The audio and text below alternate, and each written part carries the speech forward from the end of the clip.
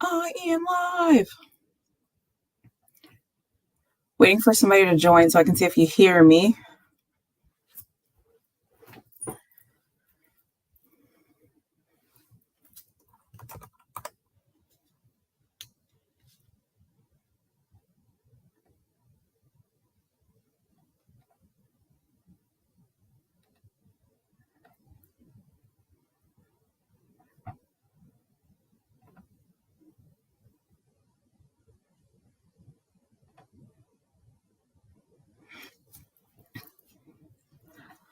I was going to use my mic, but I don't like my mic. So I need a sound check because I suck at figuring out my sound. Can you hear me? Is my sound working? I ditched my mic. The person here, do you want to tell me that you're here or no? Yes, no, maybe so. Oh, let me turn this off. Can you hear me? Can anybody hear me? I always have this thing that hope I'm not talking to myself. I might be talking to myself. It wouldn't be strange for me to talk to myself.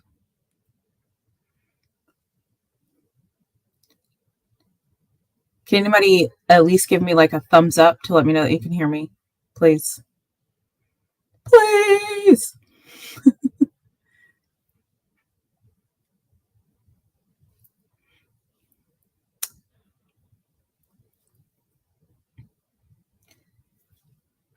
It is.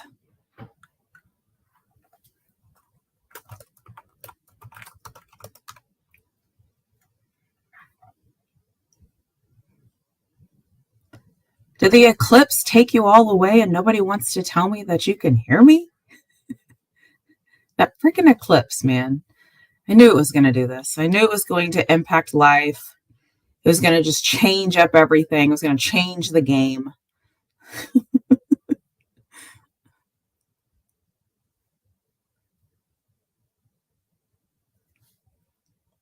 And then I was just sitting here and all of a sudden it got dark. I'm like, what is going on? Clearly I didn't do my eclipse research. Didn't know what to expect. Totally ruined it. Can anybody hear me? Am I talking to myself about the solar eclipse? Oh my gosh. What a day. It is Monday. Yay, Monday. Can someone tell me if you can hear me? I just need to know if you can hear me.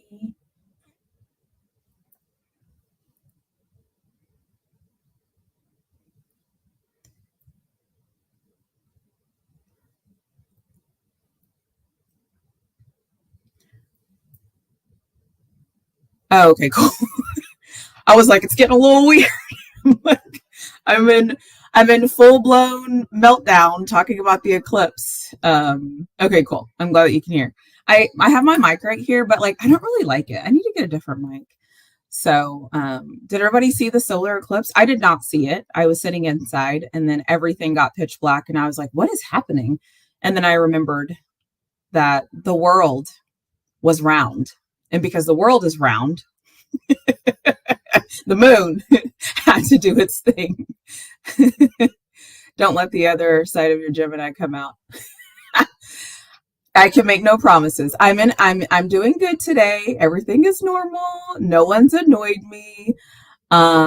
Everything is fine. Well, I will be honest, I am a little bit bothered today only because like I don't think I said this on here, but I decided to give up Pepsi. And so today it's been exactly 1 week since I gave up Pepsi. So I had a week last week.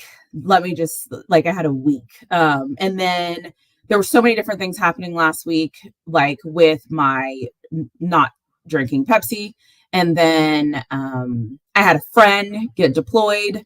We haven't heard from that friend. So I hope that they're okay. I don't know. We haven't heard anything back from that. So that happened last week. And then because I wasn't drinking Pepsi, my energy was weird last week. so I had a lot going on last week. So that's why last week I was like, don't mess with me. Leave me alone. I'm not at my best. My energy is low. I don't care. All I need to do this week is make sure that I work out and do the things I'm supposed to do, because that is all that can be expected of me this week. So yeah, so that's why last week I was like, eh. Hopefully this week will get better. I will say yesterday my energy started coming back. And I started to like feel a little bit better. I don't know if anybody in the chat has ever like of what they consume. So for me, it was Pepsi. I don't drink coffee, so Pepsi was my only like caffeine thing. And so I would like, I had a routine. I would like, I knew when I was going to drink a Pepsi. I knew like certain times I was going to create videos. And so I would usually like drink a Pepsi before a video or close to a video.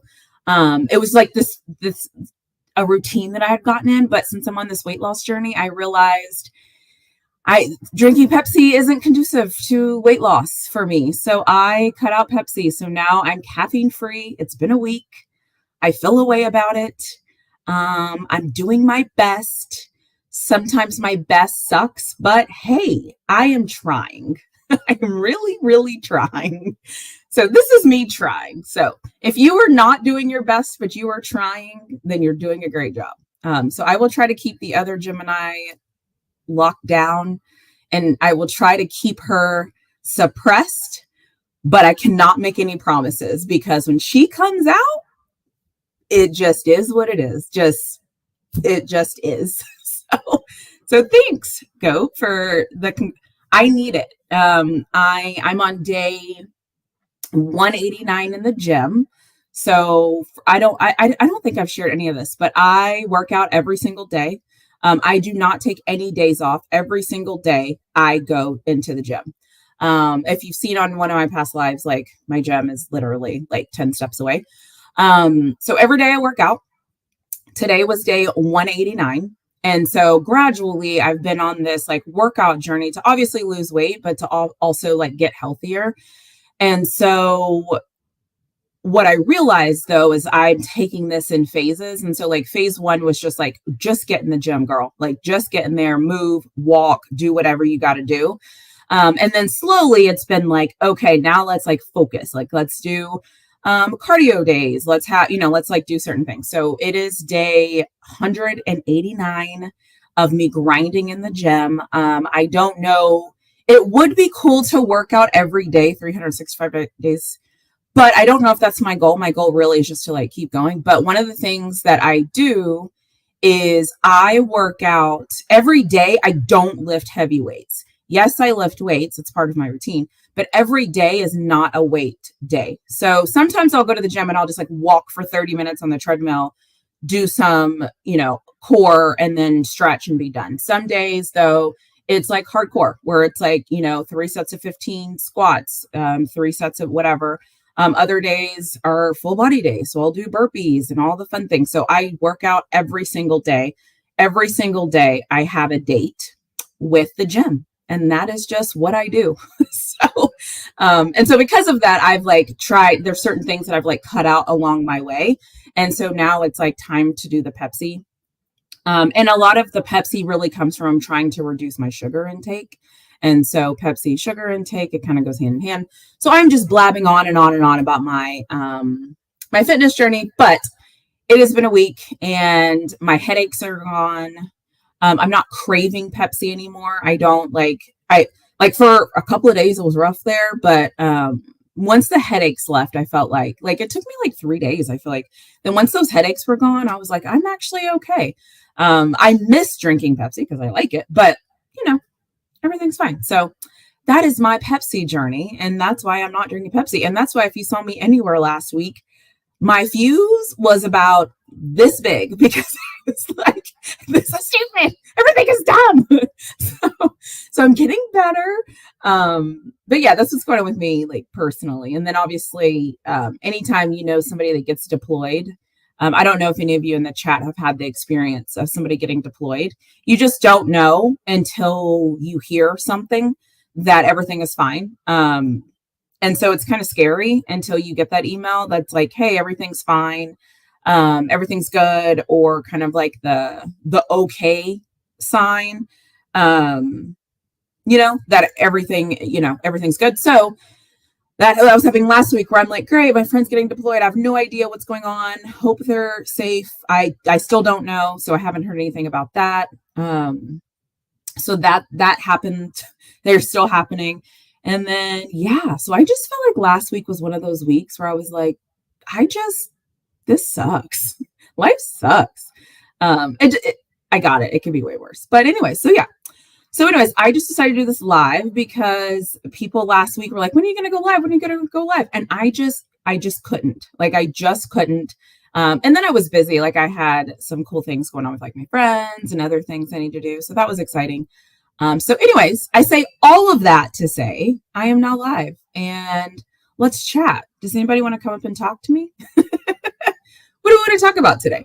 I will say, though, that the last time the solar eclipse happened was, everybody in here should know by now, I love research. I love looking up things. I love connecting things. I love painting pictures. I love like whatever. So the last time the solar eclipse happened was in 2017. And do you want to know what happened in 2017? In 2017, there's something very important happened. And so I'm going to hold on to that thing. In 2017, the Steelers won a playoff football game. And the last time a solar eclipse happened was in 2017. So this is 2024. The Steelers should win a playoff game. The funny thing is it actually like the correlation actually doesn't really correlate as if I'm saying it. This is one of those things where I say like statistics isn't always the thing. Because the truth is the Steelers won in 2017, but I believe that game was in January. So it's kind of like not the same because by the time the playoffs happens for the NFL next year will be like January 2025. So, but like, whatever. I'm going to connect the dots because I choose to believe that the Steelers are going to win a playoff game next year. So that's where I'm at. So the Steelers are going to win a playoff game. You was great on Coach Hayes' show. I thought I would see you in a sweatshirt today. Aw, thank you. It's funny. So I appreciate you saying that. I appreciate you being here. Welcome to hear me blab. Sometimes people join me and sometimes I'm just up here talking about whatever comes to my mind. But I appreciate you saying that. I will say that it was funny because I decided to join Coach Hayes' show, like just on like, I was in the chat, like being annoyed. And I'm like, being one of those people that's like, oh my gosh, you guys don't know what you're talking about. You're talking about women. Like, you don't know what you're talking about. And then Coach Hayes was like, well, why don't you come up here and talk about it? And I was like, all right, I'll go talk about it. And so anyway, so I joined and we chatted about, women and how we're perceived and how we should dress and how we should do all these things. So it was a really good conversation. I love any conversation that I can have with people that like are open to listening to what you have to say. I think a lot of times in communication, people don't listen. I actually have a video coming out about that, but I feel like a lot of times like people just don't listen when you're having conversation. And then the other thing is a lot of times people don't want to understand your perspective because they just assume that they're right. And so it was really cool to be on that panel and to listen to what they were saying to me. And then for me to be able to like say whatever I think and feel. So I don't know. I just think it's nice anytime adults can sit around and have a good, genuine conversation. And it's not about, being disrespectful. It's not about like trying to one up one another. It's not about trying to like prove a point, but it's just to say like, I have a different opinion. I happen to be a woman. So maybe my opinion matters in a conversation about women. You'd be surprised how many people like don't think your opinion matters whenever you're talking about women, but here we are. We're in the United States of America. Here we are. So I appreciate you being here and I appreciate you subscribing and I appreciate you commenting. Welcome. Stay a while. I'm happy to have you. There was something else I was thinking about earlier today that I was like, this is so stupid, but I cannot remember what it was. As long as Russell has a decent defense behind him from the beginning to the end of the season, you guys will win a playoff game. The Broncos defense had 70 points put on them. That's true. That's true. And that's the thing I like is that I feel like the one thing the Steelers, the thing I like about being a Steelers fan is usually the thing we can depend on is our defense. And so that's why I really liked what they did with the quarterbacks because I'm like, it's funny me saying this because like we've had Ben and all those things, but like even with Ben, like our defense was still spectacular. Like the Steelers are known for defense. Like that's what we do. I will say, I just want to say this because I get like maybe because I'm a woman, I don't know, but I get all this slack because here's the thing, like I am a sports fan, okay, and because I'm a sports fan, I watch sports a certain way and I see certain things. Being a Steelers fan, we harp on defense. Like we harp on defense. That's always our bread and butter. Like that's who we are as an organization. So if we harp on defense, that means when I watch sports, I am going to focus on defense because that is what I'm used to. So when I evaluate defenses, it's because I come from a place of I know what a good defense looks like. Yes, it might be NFL, but a good defense is still a good defense. A good defense can still, no gap assignments. A good defense can defend. A good defense has good safeties. A good defense has good cornerbacks. Like football is still football, no matter what level of football you play. So for me, I'm always going to pay a little bit more attention to defense because I consider myself like a defensive person. The other thing I'll say, like without saying too much, I have a certain passion for offensive line for a lot of reasons, but a lot of the people that I know I'm actually really close to played offensive line in high school, in college football, and in the NFL. And a lot of coaches and a lot of people that I know played that position. So for me, there are certain positions that I will always be impartial to because of my experience with those positions. So that's why when you hear me harp on like certain things, it's because there's certain things I feel like I know better than other things. So that is why I get like how I get, because I'm like, nope, I know this doesn't look good. Like, I know it doesn't. I've seen it. I've seen what it's supposed to look like, and this isn't it. So that's why. But we should have a decent defense, but we're also in the AFC North.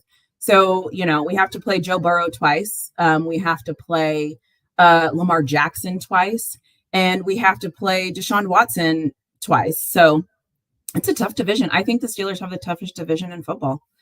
The thing I like about you is you never back down, but you also listen.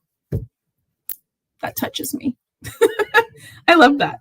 Thank you for saying that, because that is actually what I try to do. Like, it's important to me to not only talk and share my thoughts and get my opinions out, but to also just sit back and listen. In the video I'm going to release, I don't know when I'm going to release it, but one of the things I talk about is how I've worked on my own communication and how I've worked on listening, and how I've worked on being a better version of myself because I have to communicate in a lot of spaces. And I've always been a good communicator, but I want to be like a great communicator. And so that's something that I've had to work on. So I appreciate you noticing that. And I appreciate you writing that comment more than you know. So thank you. The other thing I'm also always going to do is I'm going to defend women. So if you haven't seen the Coach Hayes show, when I say that, they were not coming for women. They were not negative by any stretch of the imagination. I just sometimes feel like, I don't want to say women are underappreciated. Like, that's not fair. But I feel like people just don't understand women, and they think that women like should fit in like this perfect little box of being a woman. And I feel like I feel like mostly men have opinions on how women should be. But that's not fair to us because it puts us like in this weird place. And I don't want to be in the box. Like, let me out of the box. Free me. I could be all the things you want me to do, but like, free me out of this box. All y'all have missed for years as a good QB playing since Big Ben left. Exactly. How are the Pittsburgh fan bases liking Russell this far? They think of things. Yeah. So I feel like initially everybody was super excited. So I remember like when we got Wilson, sorry. So as soon as the season ended, there was like this huge thing within like, Steeler Nation where it's like, what the hell are we going to do? Because we knew at the time some things about Kenny Pickett that I feel like have started to kind of roll out in the media. So we knew it kind of wasn't going great behind the scenes. And then we knew they were going to try to do something.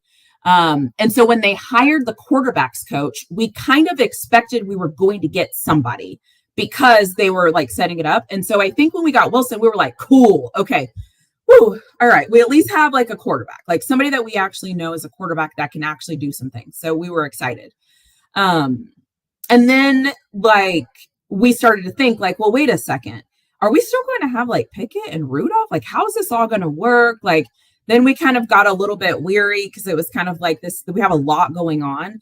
And then slowly as things fell into place, I think it's good now. I think now everybody's like, perfect, check, we got that. Now we're really focused on getting a second receiver. That's like our biggest thing is a receiving core. Like so we have Pickens, which is fine. Obviously he's more than fine, but we need another, and we just got Peterson, which fine. And then I think we got, was it Jefferson? I don't have the list in front of me. I can't remember exactly what it was, but so like we've gotten some things.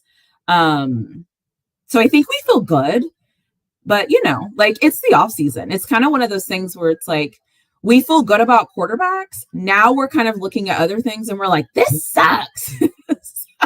so we're like, yay, we got a quarterback. We were good for about a week. And now we're like, gosh, what are we going to do at center? Like, why can't we get a center? Like, why, so how fan bases are. Like, I think we feel fine, but I also think that there's a part of us that's like, what's the next thing we can gripe about and complain about? And right now it is getting a wide receiver 2, a solid one, and getting a center. Like that is, we're complaining. Like we're happy, but like we're fans. We want more. We want everything. So like give us more.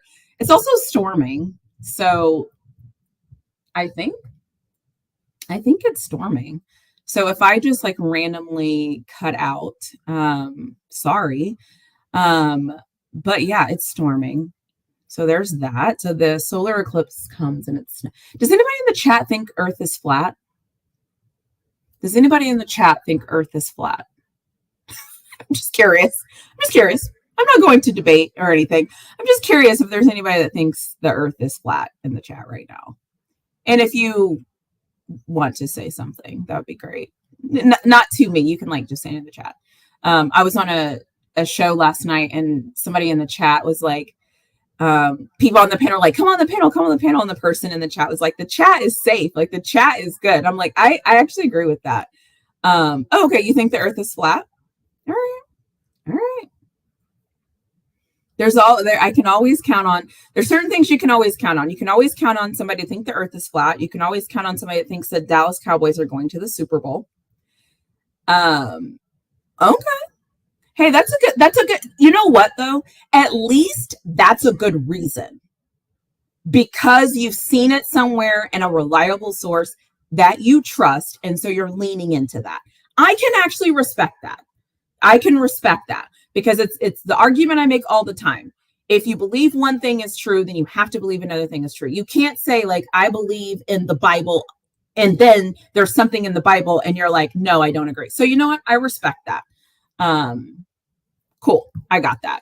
But yeah, there's 3 things I always say people are going to do. So the first thing is there's going to be somebody that thinks that the Earth is flat, which is fine. There's always going to be somebody that thinks that the Dallas Cowboys are going to the Super Bowl, which is fine. And then there's always going to be somebody that like tries to give you an opinion on something that they don't know anything about. So like 3 things will always happen with human beings. We cannot help it. That is who we are. So yeah, it's like, of course the Dallas Cowboys are going to the Super Bowl. Like, of course, like who are you to think that Dallas Cowboys are not going to the Super Bowl? Like you're an idiot. Do you feel Cam Newton could still be in the NFL? I personally believe he could be on any roster. There are several franchises I believe he could start for people. People always use his age for kids. Yes, I do believe Cam Newton can be in the NFL. I actually believe the reason why Cam Newton isn't in the NFL though is because I think that he would be bigger. He would he would almost be bigger than any situation. Hey her moment.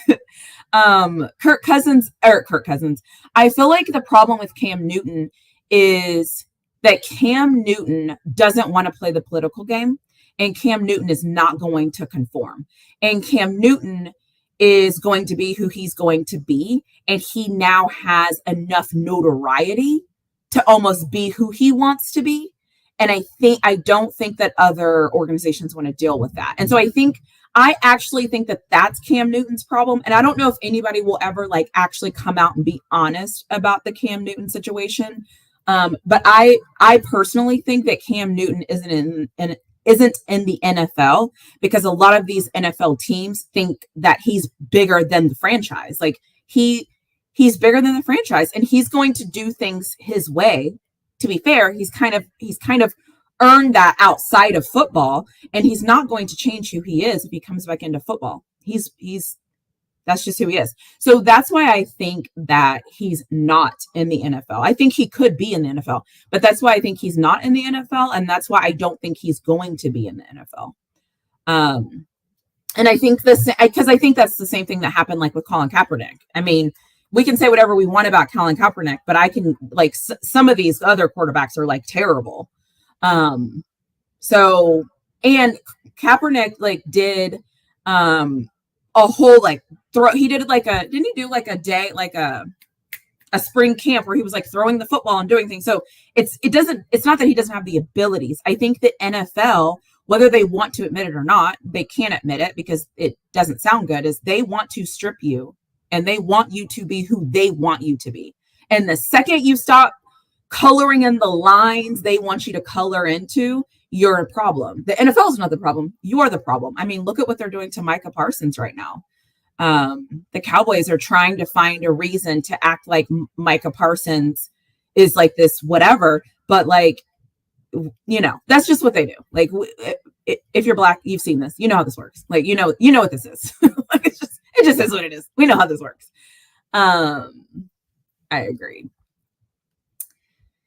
Most delusional fan base: Cowboys, Dolphins, and Knicks. Most delusional fan base. I mean, okay. Facts, Cowboys. 100% most delusional fans in the entire football or in the entire world of fandom is 100% the Dallas Cowboys. Like it's not even close. So that they for sure hold the number one spot. Dolphins.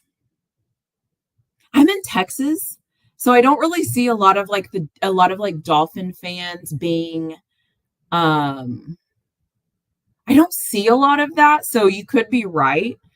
You know who else is kind of like delusional fans, but their team is better than Dallas, but we don't really talk about them being delusional fans because their teams win a lot. I think 49er fans sometimes can be delusional.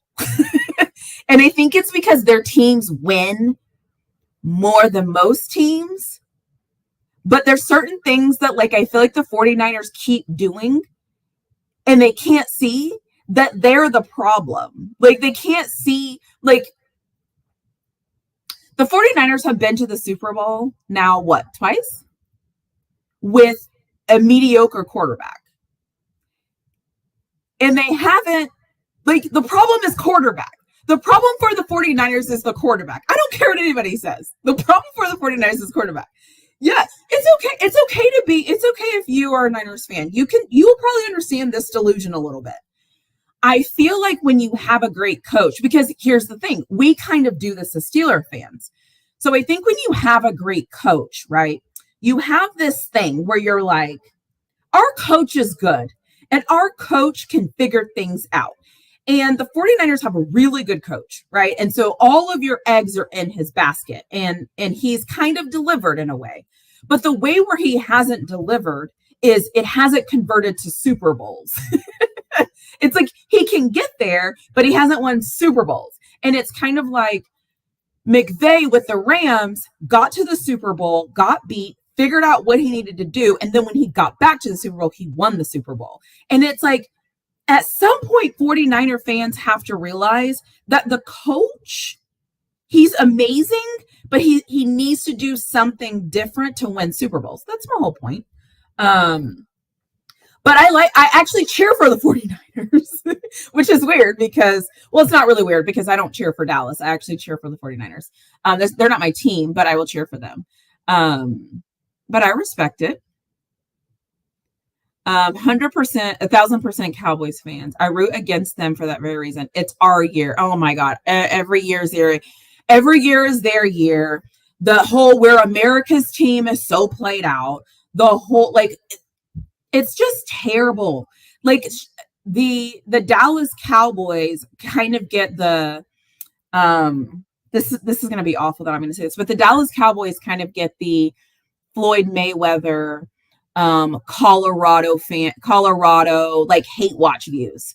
They get the views where people are like, I just want to see this fail. And because I want to see this dumpster fire, I will watch it because I don't care to watch the Cowboys play football. I really don't care. But anytime they play a team where I think they might lose, I will watch them because I'm like, I just want to see how this is going to fall apart. And so, you know, I tune in. To be real, I blame the head coach on both of our Super Bowl losses. Okay, fair. Good for you.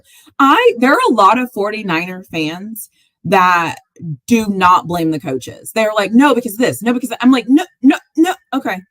The one thing that's remained consistent for the 49ers is how the coaches coach the Super Bowl. It's almost like they're not preparing right. Like, that's not nice to say. I don't want to say they're not preparing right. Like, something just it's not quite connecting. Something isn't quite clicking when it comes to the Super Bowl. And like, I have my thoughts and reasons of why I think why it's not, but I think some teams lose because they don't honestly reflect on who they are as a team. And I think if you're not going to honestly reflect on who you are as a team, it's hard for you to like put game plans together and to do things because you assume you can out muscle or out whatever or out maneuver the other team because you're not honest with like who you are. I don't know if that makes sense.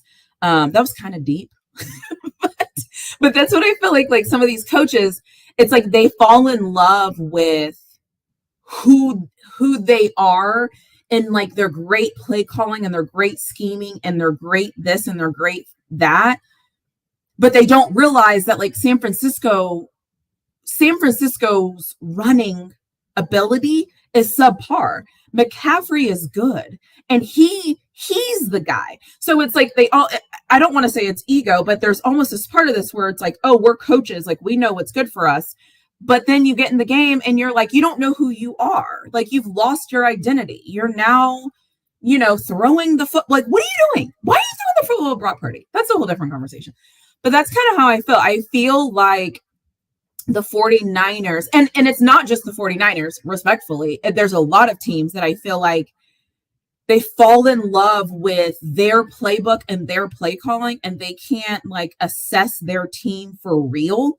And when you lack the ability to be self-reflective anywhere in life, but we're talking about sports here, when you lack the ability to be self-reflective, when you're talking about sports and your team and you're the coach, it's going to be really hard for you to fix it because you don't think it's you.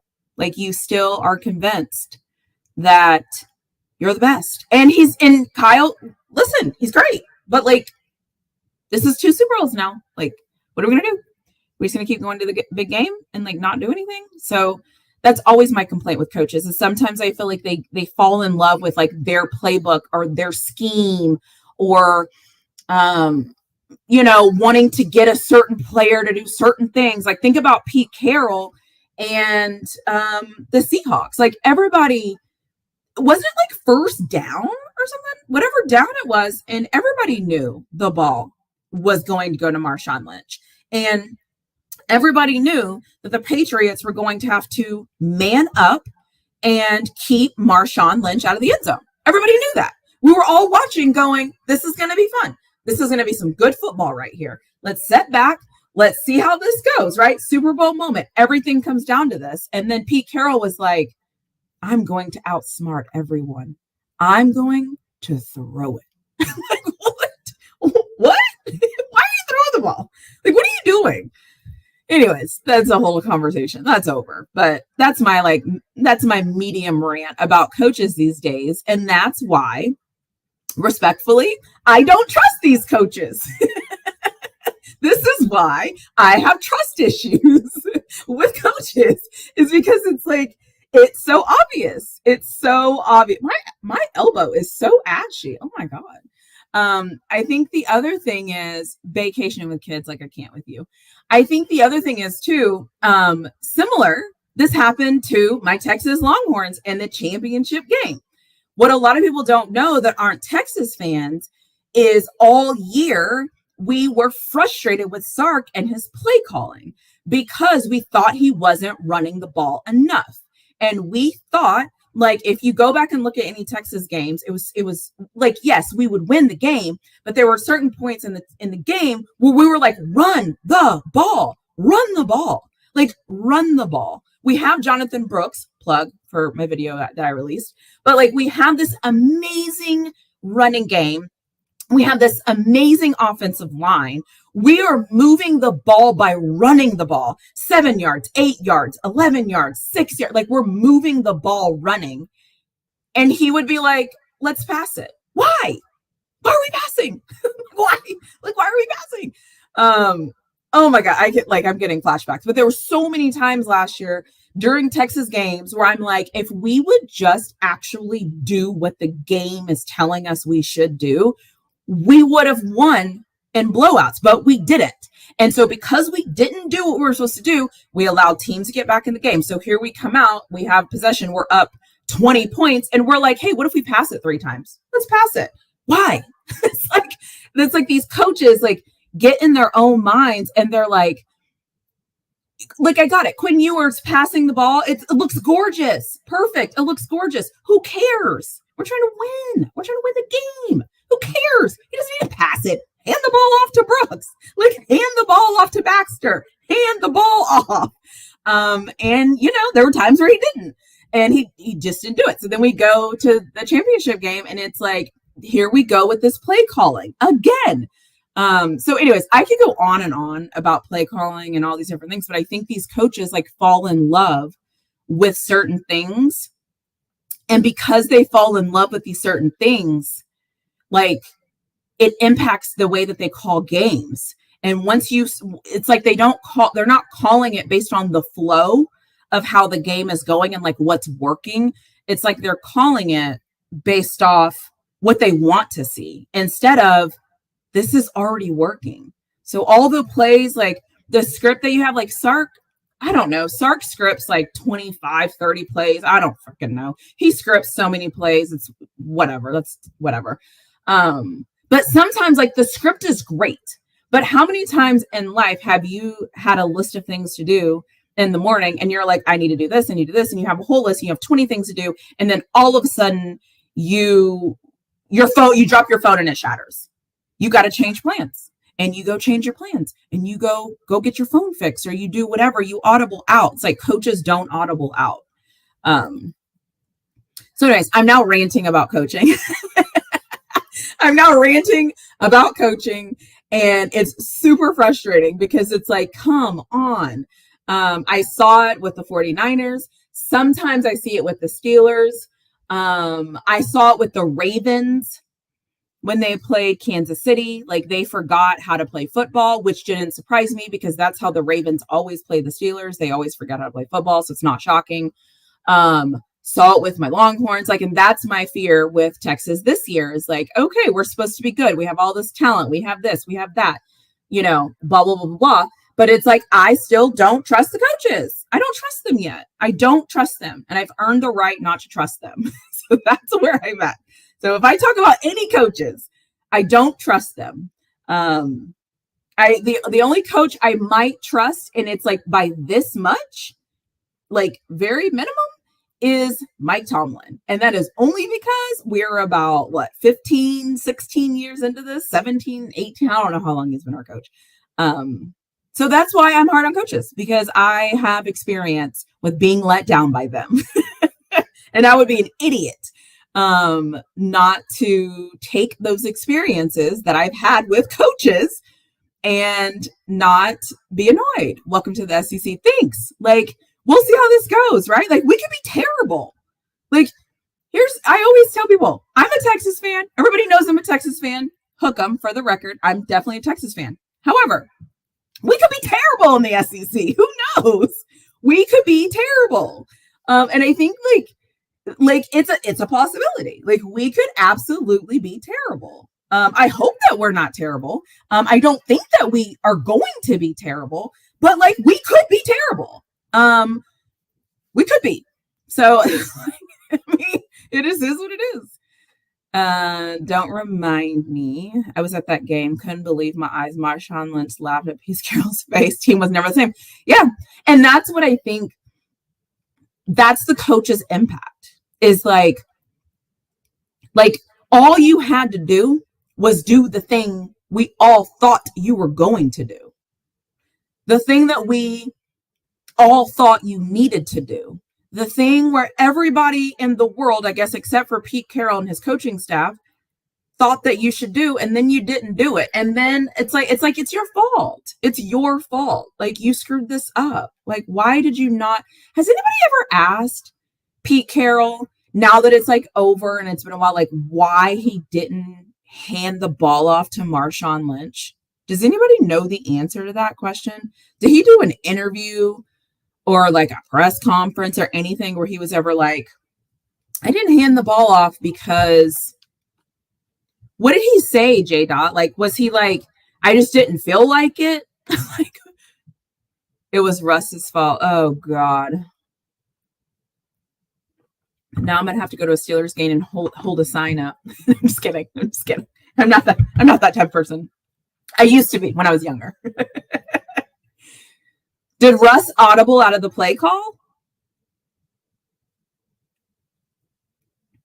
I just like sometimes, I don't know. I just, this is explaining my unhealthy relationship. But at the end of the day, I'll be here watching and supporting and showing love and all the things. But when I see something that I don't like, so the play was, if there wasn't there to throw it away. Oh, it never should have been called. You know what? That's okay. That robbed us. That really robbed us. No, but Richard Sherman interviewed Pete Carroll, and Pete acknowledged how pissed Richard Sherman was in the Reds team. Yeah, I mean, it's like, it's just funny because there's not very many moments in sports. And somebody might think of another one that they can put in the comment section, but there's not very many moments in sports where I feel like we all agree. Like, we all can look at it and go, yeah, that was freaking terrible. Like, that was awful. Like, what was that? And I think that was that moment. Like, I think collectively, like, as sports watchers, we all were like, what was that? Like, did he just pass it? Like, the Patriots are like celebrating all this. And I remember being like, did he pass it? No, he didn't pass it. Did he pass it? And I'm literally, I remember exactly. Here's the funny thing about that. And I'll never forget this. I was in Berea, Ohio. Does anybody know what I'm talking about? Anyways, I was in Berea, Ohio, whatever. I think that's how you say the city. And there was like 4 inches of snow, or like 5, or like there was a lot of snow. And so I remember, anyways, like, I remember that whole day. I remember like what I was wearing. I remember what I did that day. I remember rushing back to where I was to get ready to watch the Super Bowl, walking in the snow, getting there. And I remember like the game was so good. And I was like, oh God, I came all the way back just to watch this. And then I'm sitting there and I'm like, oh, cool. Seahawks got this. Like, and you know what's funny? What I'm thinking is I'm like, don't score too early.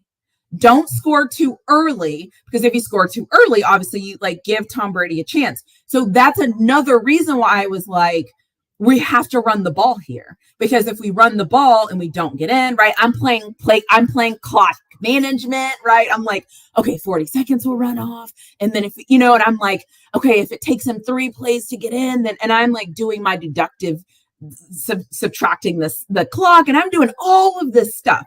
And I'm like, cool, they got this. Like, Marshawn has 3 chances to get in. Like, he can get in 3 chances. We're going to be fine. We have timeouts. Everything's going to be fine. Did he just throw the ball? Why did he didn't throw the ball, did he? He threw the ball. Did he just throw the ball in the Super Bowl on the goal line? You have Marshawn Lynch. Like, I couldn't. I couldn't comprehend. I'm like, he didn't throw it, did he? And I remember like turning to like, I remember being like, there's no way he just threw the ball. He didn't throw it. No, something, did it get tipped? Like, I had so many like thoughts about what I thought was happening. I was shook. Like, I was shook for a solid, I think I finally like came to when I think the confetti started to fall. And I was just like, he threw it. Like, he actually threw the ball. He actually threw the ball. I don't think, I don't know. It's like, I still remember that day. Like, it was yesterday. I'm like, he actually threw the ball. This is wild. But yeah, I can't think of, worst call in football history. A lot of TVs were working that day. Seriously, like, I can't think of, can anybody think of like another instance where we all football fans, or not even just football fans, just like everyone's watching this and we all agree it was terrible. Like, it was terrible. It was absolutely terrible. It was terrible. I'm like, hi, Shirley. How are you? It was so bad. I just remember thinking like, and so, cause this is what I do. I'm a processor. So then I started to like process it, and I'm like, okay, clearly what happened was something that I didn't see. Like, and in my mind, I was like, okay, you know what? There was a reason for that. And it was just like, everybody was like, what the F? Like, what just happened? That was wild. That was so wild. That was so wild. Right. Yeah, exactly. I forgot about that. The magical check. Everything. Like, everything led up to that moment. Everything. And I just was like, and again, at that time, I was hate watching Tom Brady. At that time, I was like, oh God, not this guy, right? Like, I was hate watching Tom Brady. And I'm just going to say this because I'm a Black woman and this is what we do.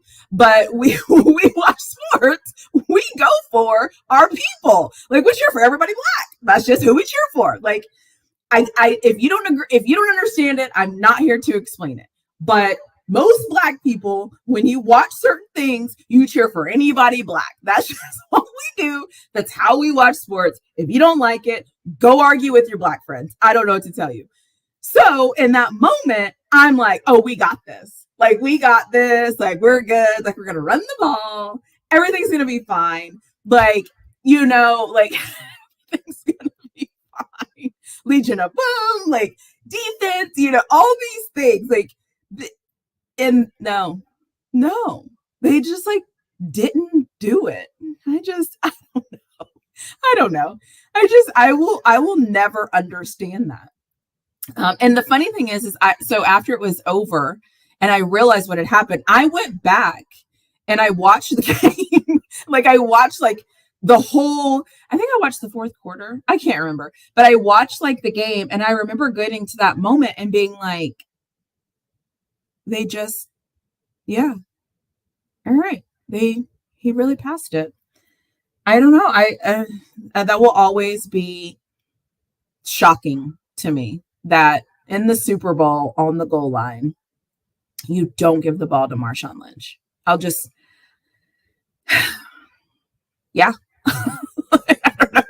I don't know. I don't even know what else to say about that. And I can't think of another moment in sports where collectively we were all like, WTF. Like, what? What? Like, what? Right. It does feel like it does. Like, I feel like I just watched that. Like, I just relived all of it and I feel like I just watched it. It was wild. What was funny is, was that the year that Richard Sherman had that interview about Michael Crabtree, or was that a different year? Remember when Richard Sherman was like interviewing with Aaron Andrews or whatever, and he was like, he's terrible, he sucks, he's nothing, like I can defend him, blah blah blah, he's trash. And she was like, who are you talking about? And she was like, Crabtree. Was that the same year? Or was that another year? Because then I remember like everyone was like, Richard Sherman's a thug. Oh, okay. People were like, Richard Sherman's such a thug. Oh my God, he's such a thug. And then I realized what thug really meant to certain people. And then people were like, he went to Stanford. Like, chill. Like, he went to Stanford. They interviewed him after a football game. Like, relax. Just relax for a second. By the way, that interview, classic. That interview, freaking classic. Classic interview. Oh, you know what? You're right. I think that was a different year because that was the year I believe that I went to the Super Bowl. Was that the year that they played was that the year they played in New York? That they played Denver and New York for the Super Bowl? Because I was at that Super Bowl. I was at the Super Bowl. And the guy next to me said, I just placed money that this game is going to start in a safety. And he said, and I will never forget this. He said, I think he said, I said, I'll never forget it. And then here I am freaking forgetting how much he said. But I think he said he placed like a $150 bet or something. And he said, he was like, I placed a $150 bet. He was like, it's chump change. You know, if I win $2,500. And if I lose, I just lose $150 or something like that. And I'll be damned, that Super Bowl start with the safety. And I will never forget the rest of the game. Cause like it was wild. Like the snap went over Peyton's head. And he was so, not only was he happy, but he was like a cool guy, but like my whole group of people, like I actually went to the Super Bowl by myself. And so I was kind of concerned because I used to travel to football games by myself. So much fun. I recommend, if you've never traveled on your own, I highly, highly, highly, highly recommend travel alone. Travel alone. Experience things alone, do it by yourself, trust yourself. Even if you go somewhere that's like whatever, like experience traveling by yourself. Like you will never regret traveling by yourself. Well, unless you do something crazy and you get caught. But spend time and travel on your own. So I went to the Super Bowl by myself. It was so much fun. But I remember like my section in that moment, as soon as like we realized he won, like we thought we won. So it's like this whole thing. And then the funny thing is, he said that he only came to the Super Bowl. He was there with his wife, but he came to the Super Bowl because his wife wanted to see Bruno. And so he was only there because his wife wanted to come to the Super Bowl. So he ends up going to the Super Bowl, like winning money on this random bet he placed. Like his wife like gets to see like Bruno Mars perform at the Super Bowl. Anyways, it was just like one of those life experiences that like, it was just amazing because I was like, all right, Super Bowl gonna end in a safety. Like, all right, dude. And he won. So kudos to him. Kudos to that guy. The funny thing is I was friends with his wife for a while. But then we just like lost contact. But Percy Harvin ran the kickoff back after halftime. Yeah, it was over. To be honest, it was over before then. Like it was just over. Like, yeah. I'm assuming you're rooting for the Seahawks. I actually didn't care. So I always wanted to go to a Super Bowl. So there's like what am I even saying? There are certain things I've always wanted to do in life. And I think I've achieved all of them, but one of the things. So I've always wanted to go to like a hockey playoff game. I've always wanted to go to a Super Bowl. I've always wanted to sit courtside at an NBA playoff game. And I wanted to go to every single football stadium. So those were like my like goals of life. And so one of my rules I made though is I don't want the first Super Bowl I go to be my Steelers, because then it's like I'm anxious, like, and I'm actually cheering, like, you know, it's just too much like anxiety.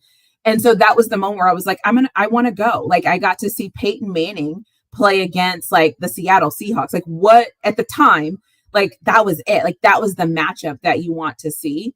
And so I wasn't cheering for anybody. I just thought it was cool that I got to see Peyton Manning, because you know what's actually interesting? I think I actually saw Peyton Manning's first game in Denver when he got traded. So remember, he set out a year with the Colts. Hey, see you, Buffs.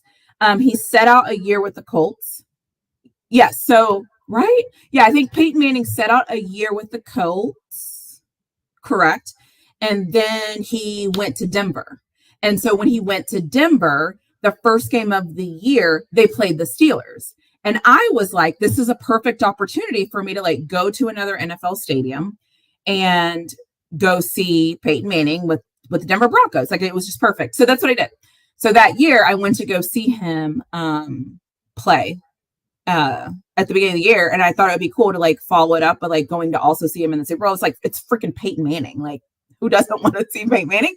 So yeah, so I went to the Super Bowl that year, and I I hoard pictures. I'm 100% sure I have a picture. If I think about it, I will post a picture. Exactly. It was just like a great matchup. Obviously the Seahawks demolished them. And I love good football. So I was there. Yeah, it was just nice. I think I still have some confetti. I think I still have some confetti. I think I still have my hoodie, or not my hoodie, my beanie that you wear like during the halftime show, where you have like I don't know if you all seen it, but it's like a beanie, and then on the front it has like the lights and everything. And so the lights is what you see on TV. But yeah, I still have like some of those mementos. But yeah, it was just a goal for mine. It was just a goal of mine. I didn't care who won. I just wanted to be at a Super Bowl. And so I was at a Super Bowl, living my best life, doing my thing. So yeah, that's what I did. The light-ups, yeah. I also think it's interesting too, because like a lot of people say, I still have mine in the confetti. Yeah, I still have mine. And it's cool. It's just like it's like one of those souvenirs where you're like, I will probably never, ever, ever, ever wear this again. But I don't also know if I'll ever get another one of these. And so it's like, I still have it somewhere. I need to go find it. So that was fun. And then I got to go to MetLife, right? So it's like, I think that year I went to Denver Stadium. I went to MetLife. Obviously, I've been to Heinz when it was Heinz Field. And I think what other stadium, I don't know what stadium I went to, what other stadium I went to that year. I might have been in San Francisco. I don't know. So anyway, so that was my thing. So like, that was what I did. So like off kind of like connects this all back together. But when I was getting my master's and getting my PhD, the way that I celebrated myself was to go to these stadiums. And so that was my gift, is I would like say, okay, like if you focus in school, whatever, you do your thing, like go see an NFL stadium. That was like how I decompressed. And so, yeah, that's what I did. So that was like why. And I would, Cowboys Stadium, Texans Stadium, Jaguar Stadium, Cleveland Stadium, Steelers Stadium, San Francisco, Cardinals, MetLife. So Jets and Giants, where else have I been? I feel like I'm missing like 3 other places, but yeah, I've been to a lot of the stadiums. So that's why I love the NFL. I love the NFL. Like, I always laugh and I'm like, when I retire, if I could just go to a multitude, like if I could just every if I could have my dream retirement, what I would do, sharing my hopes and dreams, what I would do, my dream retirement would be this. I would like Monday through Friday, I would go like stay on the beach and do absolutely nothing. And then I would fly back and choose what college game I wanted to go to on Saturday, and then choose what NFL game I wanted to do Sunday or Monday or hell Thursday. And then that's what I would do. Like the entire like NFL college season, I would always go to a game on Saturday and a game on Sunday, like through the whole season. And then during the week, I would go on a beach and do nothing, be in a bikini and do nothing. That would be my dream. That would be my absolute dream, is to just go to football games and don't talk about my ashy elbows. But yeah. So when did I get 500 subscribers? Really? Well, thank you. Did I really get 500 subscribers? I can't see it.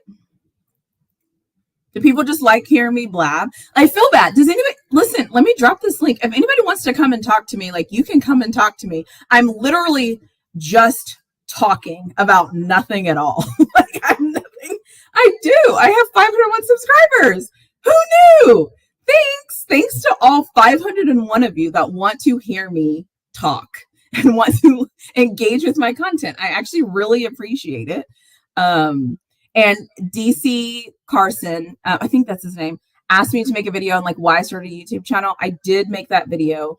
I will release it, so stay tuned to that. But yeah, just so we all know, I am constantly recording myself, and I have a lot of videos that I can just release at any moment. So I think I have like 11 or 12 videos right now, like on back order.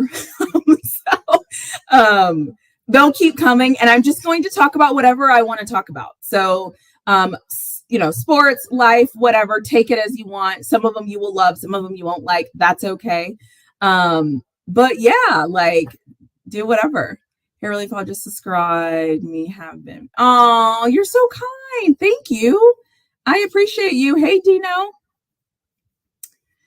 I appreciate just you all just like wanting to listen to me and wanting to hear my opinion on anything. You speak really well. Oh, well, thank you. I'm just living life and sharing my opinion. Nothing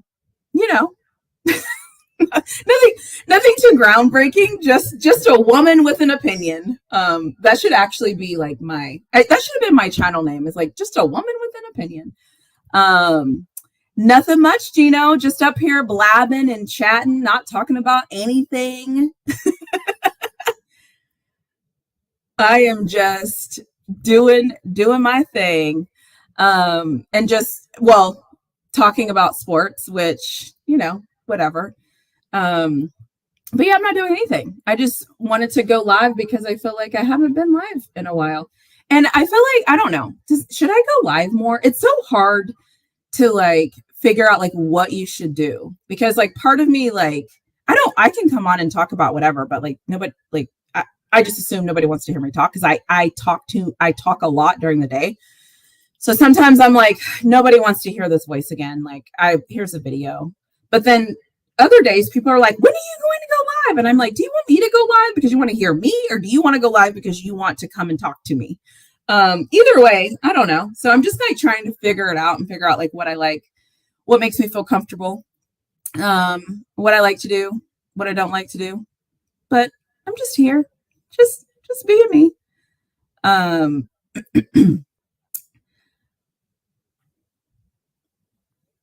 Draft talk. Who do you think Penix and Bonix will go to? That's a really good question. And you know what? one of the things that, so I'm going to say this, and I don't know if this is going to be a popular opinion. I think I would rather draft Bo Nix over Michael Penix. And the only reason why I'm going to say that is because Penix injuries really scare me. And I think that being healthy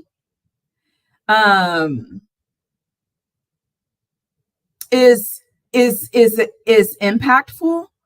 And so it makes me really nervous that Michael Penix has been hurt so much. That concerns me. And I hate that I said that, but like Penix worries me mainly because of his injuries. The only thing that really worries me is his injuries.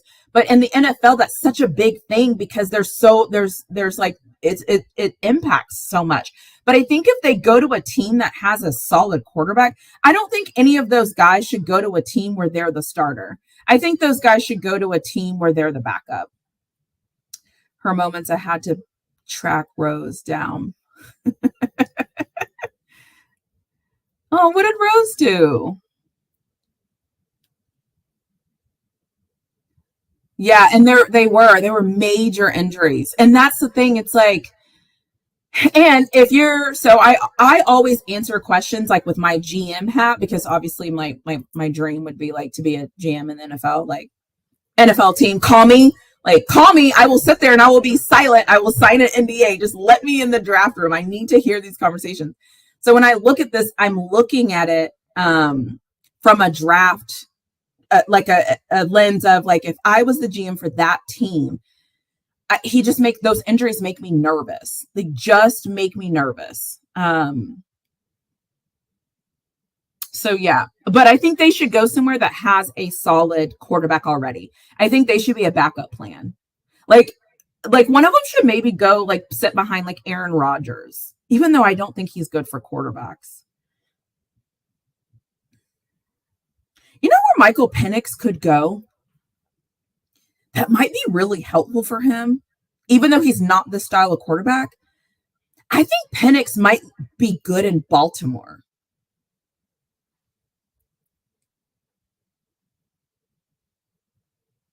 I think I might see Penix might be good in Baltimore. I think Penix needs a little bit of I think a stable quarterback will help him. Penix might also be good in Miami.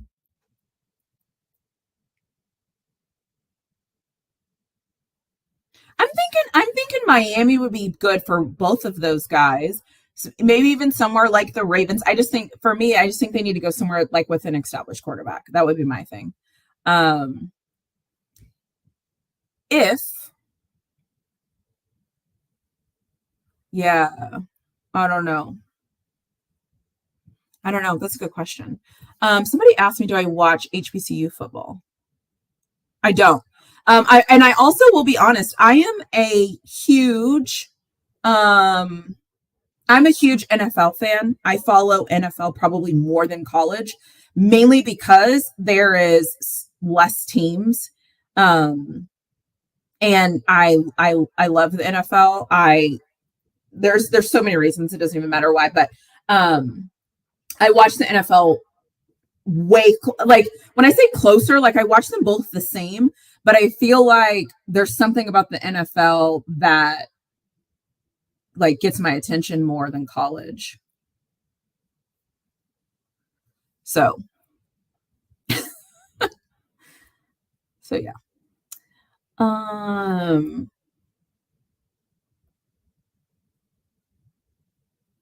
trying to think of where else.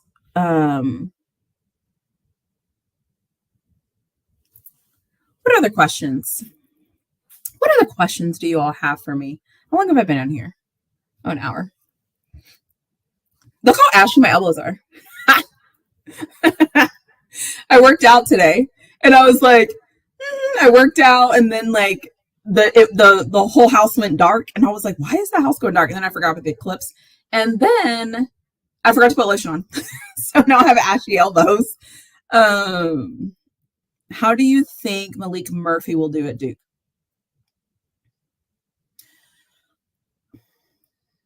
I think he should be fine. The thing about Malik Murphy is he's super athletic and he's really smart.